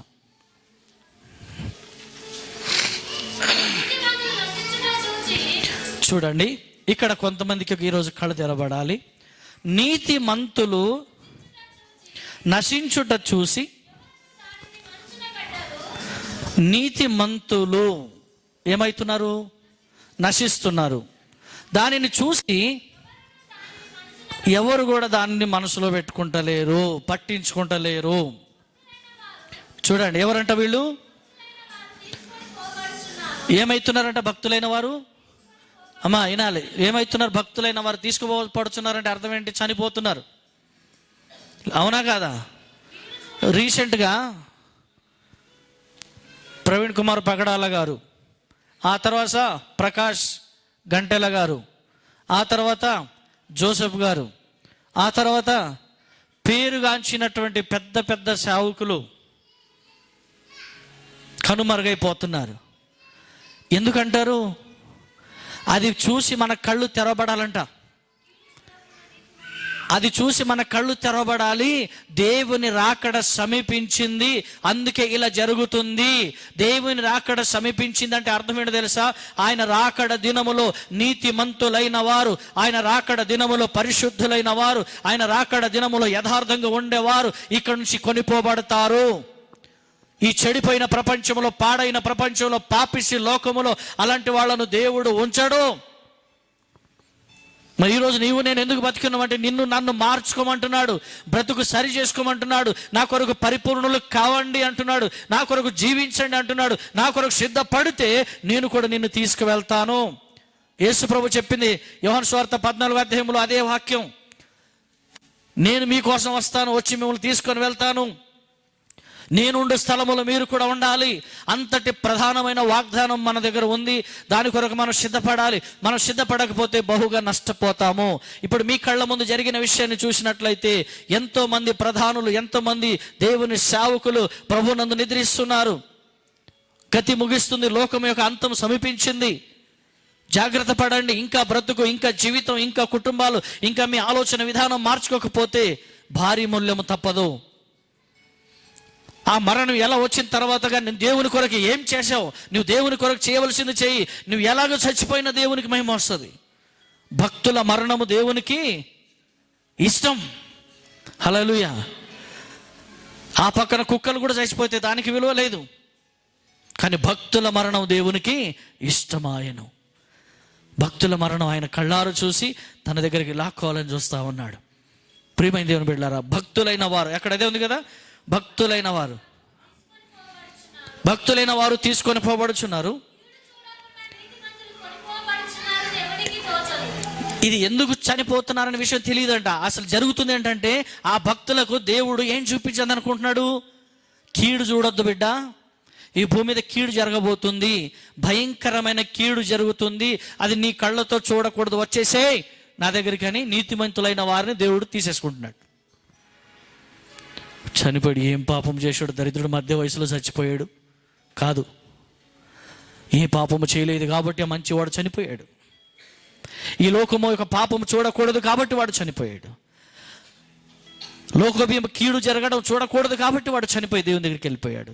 సో అలాంటి విషయంలో దేవుడు మనకు ఆ కనువిప్పు చేయాలని ఆయన చూస్తున్నాడు. అంతేకాకుండా మరి చనిపోయిన వాళ్ళు ఎక్కడికి పోయారు పాస్టర్ గారు? వారు విశ్రాంతిలో ప్రవేశించుచున్నారు. తమకు సూటిగానున్న మార్గమున నడుచువారు తమ పడకల మీద పరుండి విశ్రమించుచున్నారు. వారికి ఏమాత్రం టెన్షన్ లేదు, దేవుని కృపలో వారు ఉన్నారు. దేవుడి మాటలు దీవించి ఆశీర్వదించి నడిపించునుగాక. ఆమేన్. హల్లెలూయా, హల్లెలూయా. ప్రార్థన చేసుకుందాం. ప్రార్థన చేసుకొని ప్రభు మన కొరకు సిద్ధపరిచినటువంటి బలలో మనం చేవేద్దాం. ప్రభు మన కొరకు తెచ్చినటువంటి తన శరీరము, తన యొక్క రక్తం మన కొరకు సిద్ధంగా ఉంది. ప్రార్థన. పరిశుద్ధుడు, మహోన్నతుడు, కృపా కనికరము కలిగిన రాజా, నీకు వందనాలు, స్తోత్రాలు, స్తుతులు చెల్లిస్తూ ఉన్నాను. నమ్మదగిన ప్రభు, నీకు వందనాలు. ఈ రాత్రి వేళలో నీ పాద సన్నిధిలో తీసుకొచ్చిన ప్రభా, నీ విలువైన శరీరమును బట్టి మేము ప్రార్థన చేస్తూ ఉన్నాం. మీ కనుసైగలో మేము ఉండులాగున దేవా నీ కృపను దయచేయండి, బలపరచండి. దేవా మీ యొక్క శరీరము, మీ యొక్క రక్తము సిద్ధపరచబడి ఉండగా మేము యథార్థంగా ప్రార్థించుకొని పాపమును విడిచిపెట్టి ఇద్దరు సహోదరులు ఒక సేవకుడు చెప్పిన మాట మేము విన్నాం. అంత్యదినములో నీతిమంతులు చనిపోతున్నారు, ఎందుకంటే ఈ లోకములో జరుగుతున్న కీడు చూడకూడదని ముందుగానే కొనిపోబడుతున్నారని. ప్రభువాని రాకడ దినం సమీపించింది. ఒక సేవకుడేమో డబ్బు వలన, అలాగే స్త్రీల వలన పాడైపోతున్నారు లోకంలో అని చెప్పారు. రెండవ సేవకుడు, నీ సాక్ష్యం ఎలా ఉంది సంఘంలో, సమాజంలో, నీ తల్లిదండ్రుల దగ్గర అని చెప్పారు.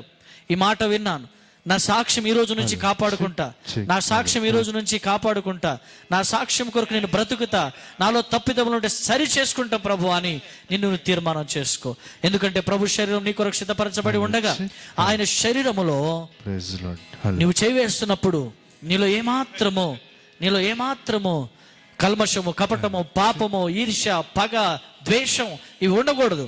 ఇవి ఉన్నట్లయితే ఇందులో చేయి వేసే యోగ్యత నీకు లేదు. ఇందులో యోగ్యులైన వారు మాత్రమే చేయి వేయాలని వాక్యం చెప్తా ఉంది.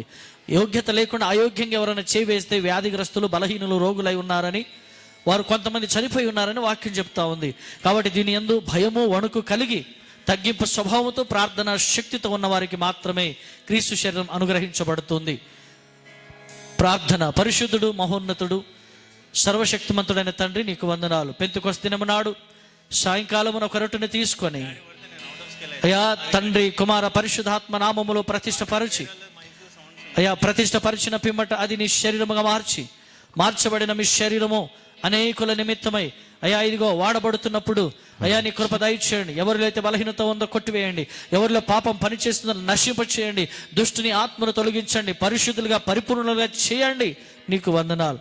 ఇదిగో తండ్రి, కుమార, పరిశుద్ధాత్మ నామములో సేవకుని అభిషక్తునిగా రొట్టెను విరుస్తున్నాను. ఇది క్రీస్తు శరీరము. ఇందులో పాల్గొన్నప్పుడల్లా మీరు జ్ఞాపకార్థంగా ప్రభు కొరకు జీవించండి. క్రీస్తు శరీరం సిద్ధంగా ఉంది. విరవబడిన క్రీస్తు శరీరం మీ కొరకు సిద్ధంగా ఉంది. బాప్తిసం పొందిన వారు మీ కుడి చేయి పైకెత్తండి. నిదానంగా త్వరగా ఒకరి తర్వాత ఒకరు క్రీస్తు శరీరంలో పాల్గొందాం.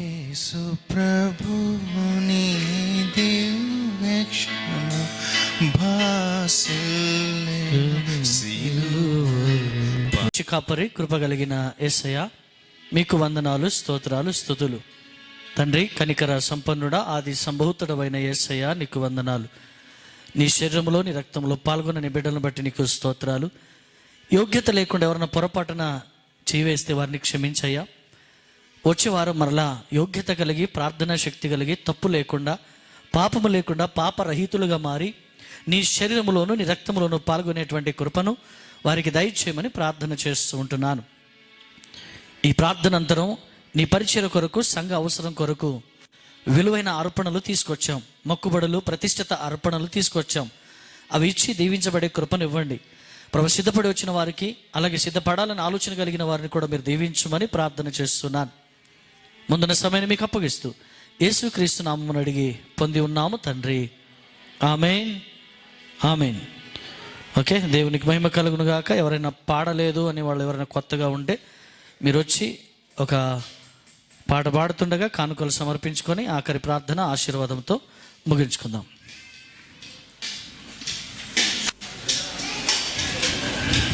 రండి, వచ్చేవాళ్ళు రండి.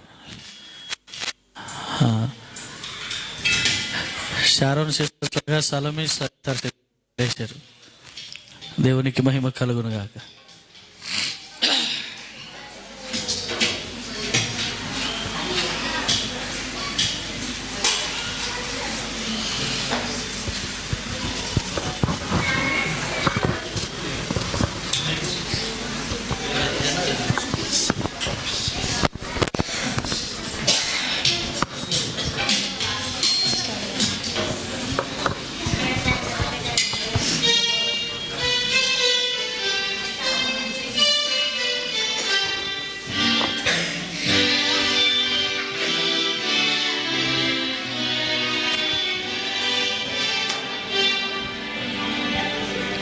దేవుని స్తుతించుడి, ఎల్లప్పుడు దేవుని స్తుతించుడి.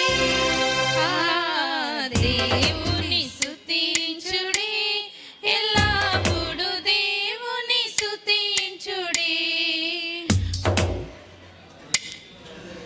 ఆయన పరిశుద్ధ ఆలయమందు, ఆయన పరిశుద్ధ ఆలయమందు, ఆయన సన్నిధిలో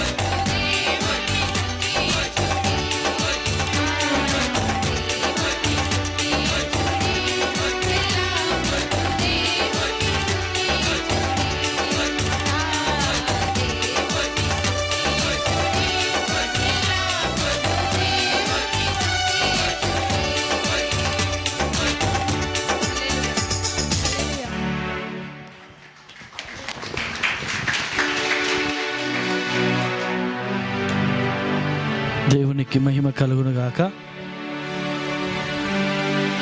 ప్రైజ్ ది లార్డ్. హల్లెలూయా. మరి విలువైన సమయంలో మనం ఉన్నాం.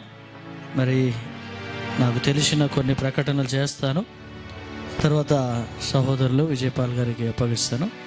మనం ముగింపులోకి వెళ్దాం. మరి ఈరోజు చక్కగా వర్తమానం అందించిన సహోదరులకు ప్రత్యేకంగా దేవుడు ఆశీర్వదించాలని, ఈ ఆత్మ ఎప్పుడు కోల్పోకుండా వారిలో దినదినము నూతన దిశగా వెళ్ళాలని ప్రభు పేరట వారి పక్షాన నేను ప్రార్థన చేస్తూ ఉన్నాను. హల్లెలూయా. రెండవదిగా ఇందులో కొన్ని మార్పులు వచ్చే ఆదివారం నుంచి మార్పు చేయడం జరుగుతుంది.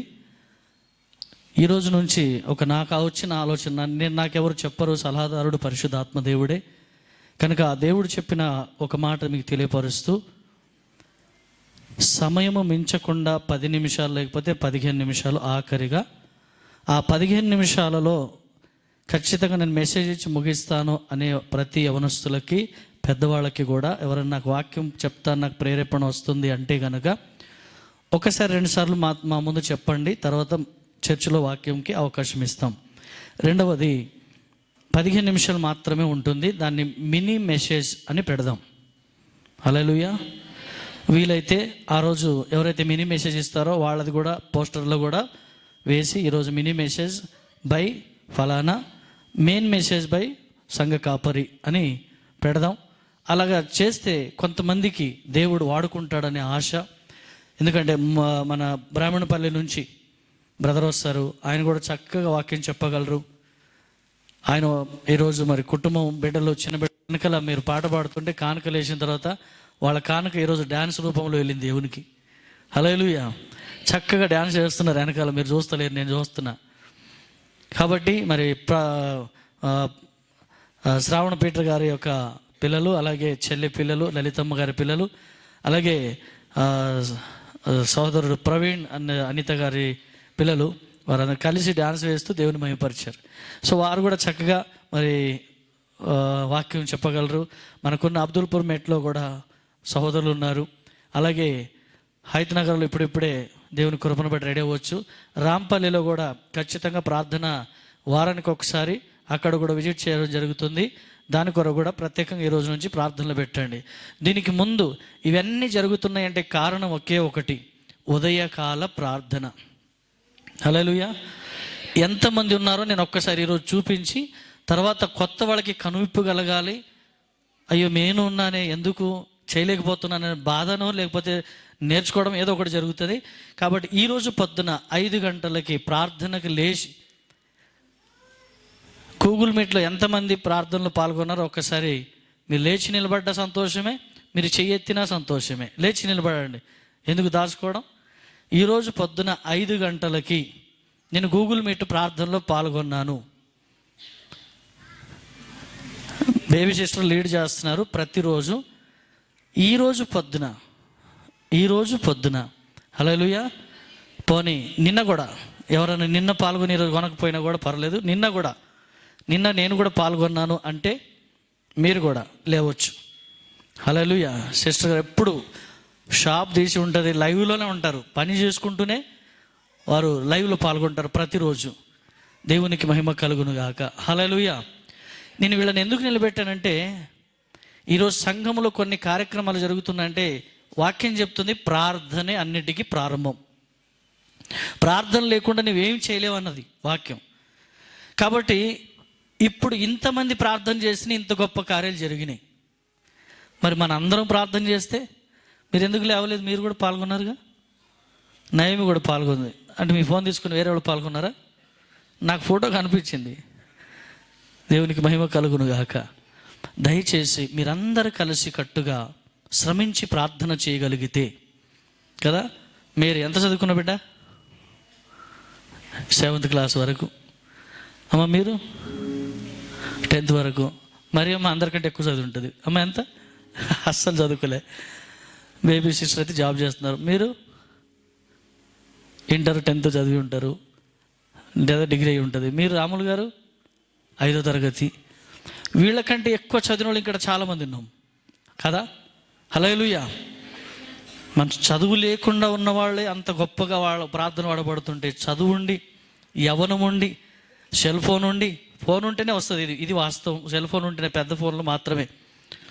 ఇప్పుడు కూర్చోండి అమ్మా, దేవుడు మిమ్మల్ని దీవించును కాక. సెల్ ఫోన్ లేని వాళ్ళు ఎవరన్నా, పెద్ద ఫోన్ నా దగ్గర లేదనే వాళ్ళు ఎవరైనా ఉంటే చేయొద్దండి. నేను హల్లెలూయా, దయచేసి గమనించండి. ఆ ఫోన్ బాగా పనిచేయాలంటే మీరు ఖచ్చితంగా ఉదయకాలం ప్రార్థనలో పాల్గొనండి. ఇంతకంటే ఎక్కువ ఏం లేదు. హల్లెలూయా. చూస్తా, తమిళనాడు నుంచి 6-7 పాల్గొంటున్నారండి. బీదర్, కర్ణాటక నుంచి, నారాయణఖేడ్ నుంచి. మన బేస్ సరిగా లేకపోతే సీలింగ్ సరిగా ఉండదు. కాబట్టి మనం బేస్, షాలోం టెంపుల్ బేస్ దీనికి. మీ సంఘ కాపరి, మేమందరం కలిసి మనందరం బేస్ దీనికి. మనమే దీనికి బలంగా నిలబడగలిగితే, దీని ఉద్దేశం ఏంటో తెలుసా? గ్లోబల్ ప్రేయర్ టవర్ అంటే ప్రపంచవ్యాప్తంగా ప్రార్థన సమూహం ఒకటి లేవాలి. అది సేమ్ మనల్ని చూసి కాపీ కొట్టి ఇంక వేరే వాళ్ళు కూడా స్టార్ట్ చేస్తున్నారు. ఎవరన్నా చేయని, ఇంకా జరగాలి, నో ప్రాబ్లం. మనతో జాయిన్ అయినా పర్లేదు, చూసి ఇంకొకరు చేసినా పర్లేదు. కానీ అద్భుతంగా ప్రపంచం అంతా ప్రార్థన చేత కదిలించబడాలి. దుష్టుడు బహుబలంగా పనిచేస్తున్నాడు. నీ దగ్గర ఉన్న ఒకే ఒక ఆయుధం ప్రార్థన. అది నీ ఇంట్లో ఉదయకాలం 5 గంటలకు నువ్వు ప్రార్థన చేస్తుంటే నీ ఇంటి చుట్టుపక్కల కానీ, నీ ఇంట్లో కానీ దయ్యం పని చేయకుండా పారిపోతాడు. ఇదేంటో నాయన పొద్దున లేచి, హల్లెలూయా, పొద్దున లేచి ప్రార్థన, నేను ఏడ ఉంటా ఇంట్లో అని వెళ్ళిపోతాడు. కాబట్టి నీ ఇల్లు సేఫ్గా ఉంటుంది, నీ సెల్లు సేఫ్గా ఉంటుంది. హల్లెలూయా. ఇల్లు సేఫ్గా ఉంటుంది, రెండవది నీ సెల్లు సేఫ్గా ఉంటుంది, ఆ తర్వాత మన ఒళ్ళు సేఫ్గా ఉంటుంది, ఆ తర్వాత మన జీవితము సేఫ్గా ఉంటుంది, ఆరోగ్యంగా ఉంటామని దీని ఉద్దేశం. కాబట్టి ప్రత్యేకంగా మరి ప్రేయర్ రిక్వెస్ట్, మరి స్పెషల్ ప్రార్థన కూడిక 17వ తారీఖు మరి సహోదరులు సామెల్ రాజు పాస్టర్ గారు ద్వారా నిర్వహించబడుతూ ఉంది ఇక్కడ. ఆ రోజు ప్రత్యేకంగా స్పెషల్ ఉంది. ఆ రోజు మాత్రమే చెప్తాం మేము, అప్పటి వరకు దాన్ని సైలెంట్లో పెడతాం. కాబట్టి 17వ తారీఖు ఏ వారం వస్తుందండి? శనివారం వస్తుందంట. శనివారం కొంచెం త్వరగా వస్తే ఆ రోజు క్వైర్ వాళ్ళు కొంచెం నేర్చుకుంటారు, తర్వాత కార్యక్రమం కూడా జరుగుతుంది. కాబట్టి 6:30-7 గంటలకి పనికి వెళ్ళిన వాళ్ళు ఎక్కడున్నా కూడా మీరు రండి.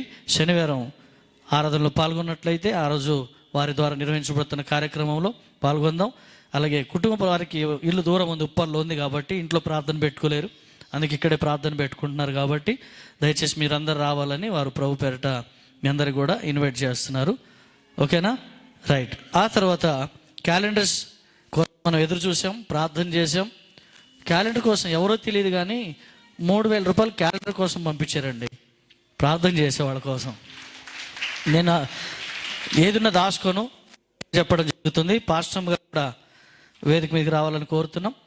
మరి పంపించిన తర్వాత దీనికి దాదాపు 11,000 వరకు అయింది. ఏదేమైనా నేను వాల్యూ మీకు తెలియాలని చెప్పట్లేదు, కానీ ఆలస్యమైన కూడా దేవుడు అద్భుతమైన క్యాలెండర్స్ దేవుడు మనకి ఇచ్చాడు. సో మన సంఘం యొక్క రూల్ ప్రకారంగా ప్రతి ఇంటికి సేవకుడిగా నేను, నాతో పాటు సహోదరులు ఎవరైనా వస్తారు, వచ్చి ప్రేయర్ ఆయిల్, అలాగే వాగ్దానం, క్యాలెండర్ 3 కూడా తీసుకొని రావడం జరుగుతుంది. ఓకేనా? అర్థమైందా? క్యాలెండరు, ప్రేయర్ ఆయిల్, వాగ్దానం. మీ ఇంట్లో ఎవరైనా వాగ్దానం తీసుకోకపోతే ఆ రోజు మేము వచ్చినప్పుడు కూడా వాగ్దానం ప్రార్థన పూర్వకంగా తీసుకుంటే సరిపోతుంది. కాబట్టి ఈ నూతన సంవత్సరంలో అన్ని ఇల్లు దర్శించాలనే ఆశ. మొదట రేపు కొన్ని ఇండ్లకు మాత్రమే ఆస్మాన్గఢ్ ప్రాంతంలో ప్రారంభం చేస్తాం. ఆ తర్వాత గురువారం సాయంత్రం పూర్తిగా ఇక్కడ క్లియర్ చేస్తాం. ఆస్మాన్గఢ్ మొత్తం ఏరియాలో అందరికీ ఇవ్వడం జరుగుతుంది. ఆ తర్వాత శుక్రవారం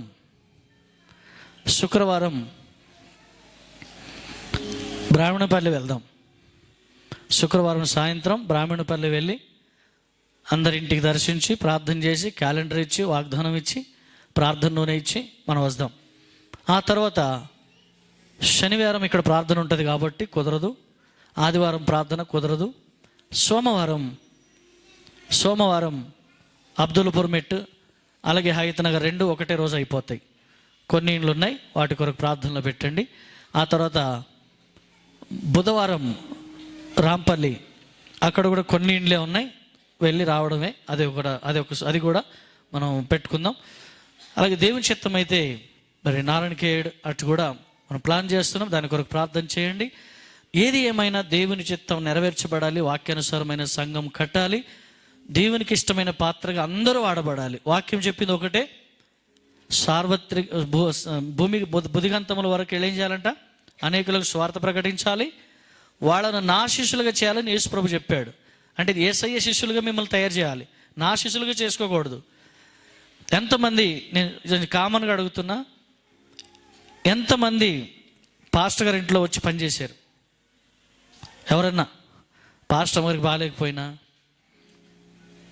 ఎవరు చేశారా? హల్లెలూయా. మేము బాగున్నాం, చేసుకుంటాం. మనం ఎందుకు దాక్కున్నాం? రామ్,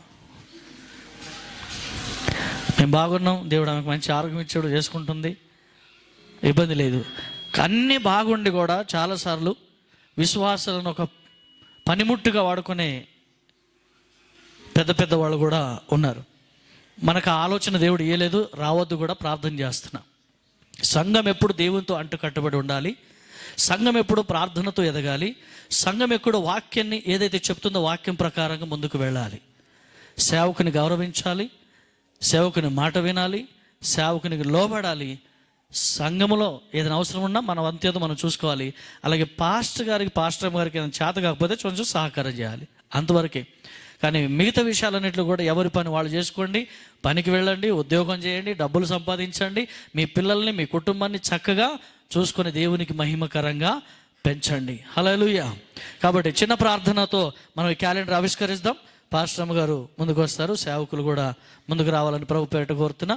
ఈ క్యాలెండర్ ఆవిష్కరించిన తర్వాత మరి ఇంకేమైనా కార్యక్రమాలు ఉంటే విజయపాల్ గారు మాట్లాడతారు. రండి ప్రార్థన చేద్దాం.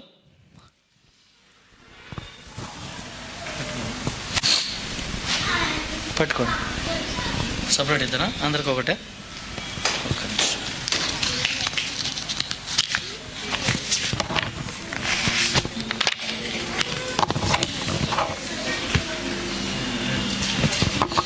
చాలా బాగున్నాయి ఈ సంవత్సరం క్యాలెండర్స్. ప్రతిరోజు వాగ్దానంతో ప్రభు మీ ఇంటిని దీవించాలి.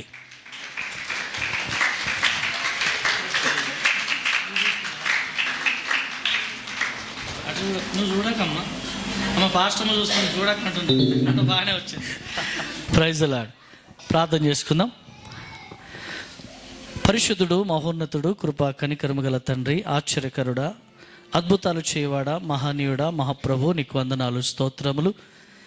ఇదిగో తండ్రి, 2026 సంవత్సరానికి సరిపడా వాగ్దానములతో కూడిన క్యాలెండర్ మాకు ఇచ్చారు కనుక ఈ క్యాలెండర్ని దీవించండి. దీని వెనకలున్న ప్రయాసను మీరు గుర్తించి, అయ్యా ఒక్క పైసను వ్యర్థం కాకుండా ఇంటింటికి ఆశీర్వాదము వచ్చునుగాక అని ప్రార్థిస్తున్నాను. ప్రతి ఇల్లు దీవించబడునుగాక, సమృద్ధి చేత నింపబడునుగాక, ఆరోగ్యము చేత నింపబడునుగాక, కుటుంబంలో అల్ల కొల్లలన్నీ కొట్టివేయబడునుగాక, ప్రార్థన శక్తి చేత ఇల్లు ఆశీర్వదించబడునుగాక అని ప్రార్థన చేస్తున్నాం.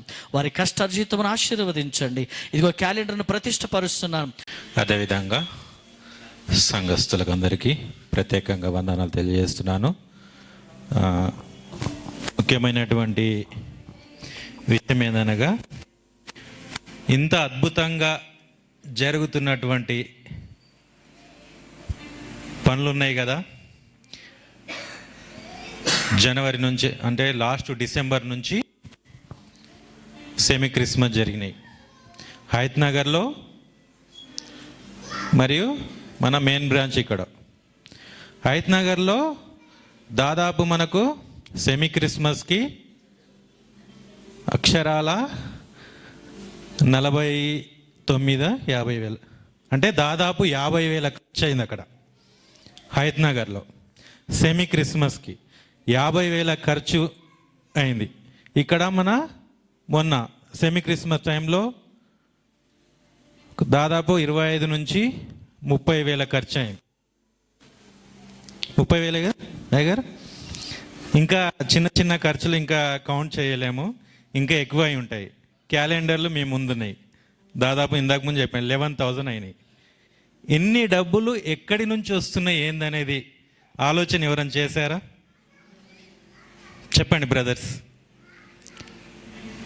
అయ్యగారి దగ్గర చాలా డబ్బులు ఉన్నాయిలే, అయ్యగారు పెట్టుకుంటారులే, అంతేనా? అంతేనా బ్రదర్స్ అండ్ సిస్టర్స్? చెప్పండి. 2000 మేమేమనుకున్నామంటే 2026 సంవత్సరం నుంచి మార్పు ఏదైనా జరిగితే శాలం వారం నుంచి ఇంత సమయం కూడా అవ్వదు. మీరు తొందరగా రాలేదు కాబట్టి కోపంతో కొంచెం పొడిగించామే కానీ మరొక ఉద్దేశం ఏమీ లేదు. ప్రార్థన చేద్దాం, అందరూ కలిసి ప్రార్థన. పరిశుద్ధుడు, మహోన్నతుడు, సర్వశక్తుడు అయిన తండ్రి, కృప మరియు కనికరం కలిగిన మంచి దేవ, మహనీయుడా, నీకు వందనాలు. ఈ ఆరాధనంతా కూడా క్రమముగా జరిగించినందుకు మీకు వందనాలు ప్రభువా. ఆశీర్వదించండి, బలపరచండి. నీ మందిరానికి వస్తున్నప్పుడు ఒట్టి చేతులు రాక ప్రభు మనస్ఫూర్తిగా ధారాళమైన కానుకలు తీసుకొచ్చాం. నీ మందిరం కొరకు అర్పించున్నాం, మమ్మల్ని జ్ఞాపకం చేసుకోండి. ఇచ్చిన ప్రతి హస్తాన్ని నూరంతలుగా ఆశీర్వదించండి.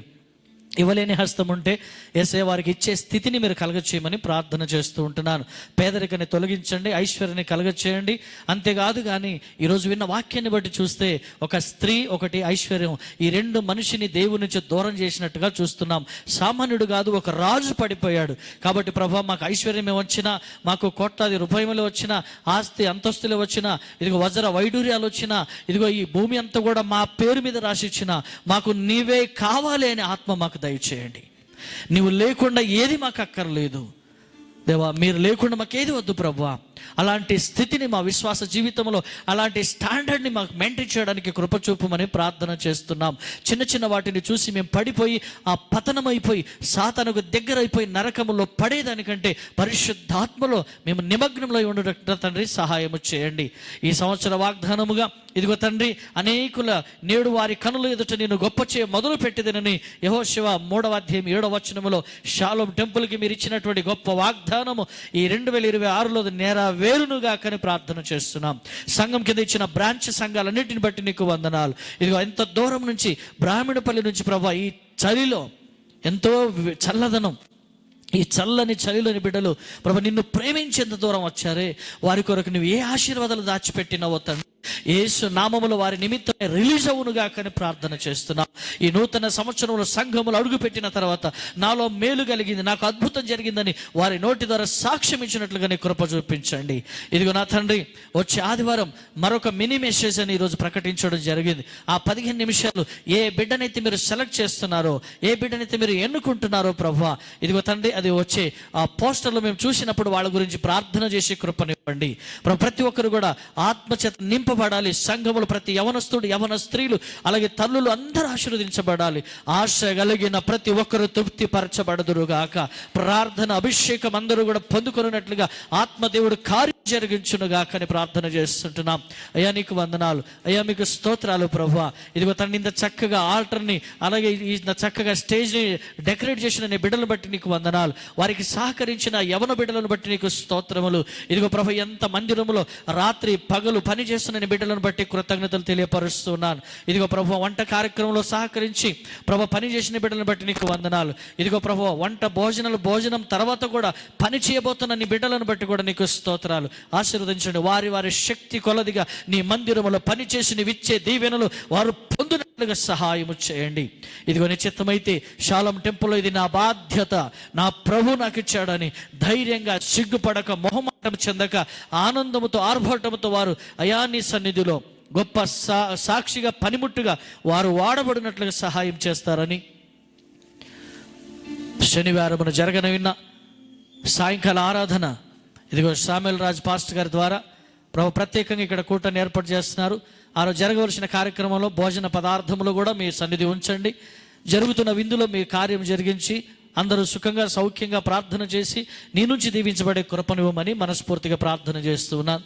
నీ చిత్తమైతే ఇదిగో మేము ఆరాధన ముగించుకొని మా ఇంటికి వెళుతున్నప్పుడు మా అందరికి తోడుగా ఉండండి. తిరిగి వచ్చే వరకు మేమందరం కూడా ఆరోగ్యంగా ఉండి నిన్ను స్తుతించే కృపను మాకు దయచేయమని మన ప్రభును, మన రక్షకుడైన యేసుక్రీస్తు వారి శ్రేష్టమైన నామములో ప్రార్థిస్తూ, గూగుల్ మీట్లో రేపటి నుంచి ప్రతి ఒక్కరూ పాల్గొని ప్రార్థించుటకు సమయాన్ని అనుకూలపరచమని మనస్ఫూర్తిగా కోరుతూ, ప్రపంచాన్ని తలకిందులుగా చేసేటువంటి ప్రార్థన అభిషేకము ప్రతి ఒక్కరి మీద కుమ్మరించుదురుగాక. ప్రతి ఒక్కరు కూడా నిర్లక్ష్యపరచక అందరూ లక్ష్య పెట్టి పాల్గొని నిన్ను మహిమపరిచి ప్రార్థించుదురుగా. కానీ ప్రార్థన చేస్తూ కొందరు పాల్గొనకపోవడానికి కొన్ని కారణాలు ఉన్నాయి.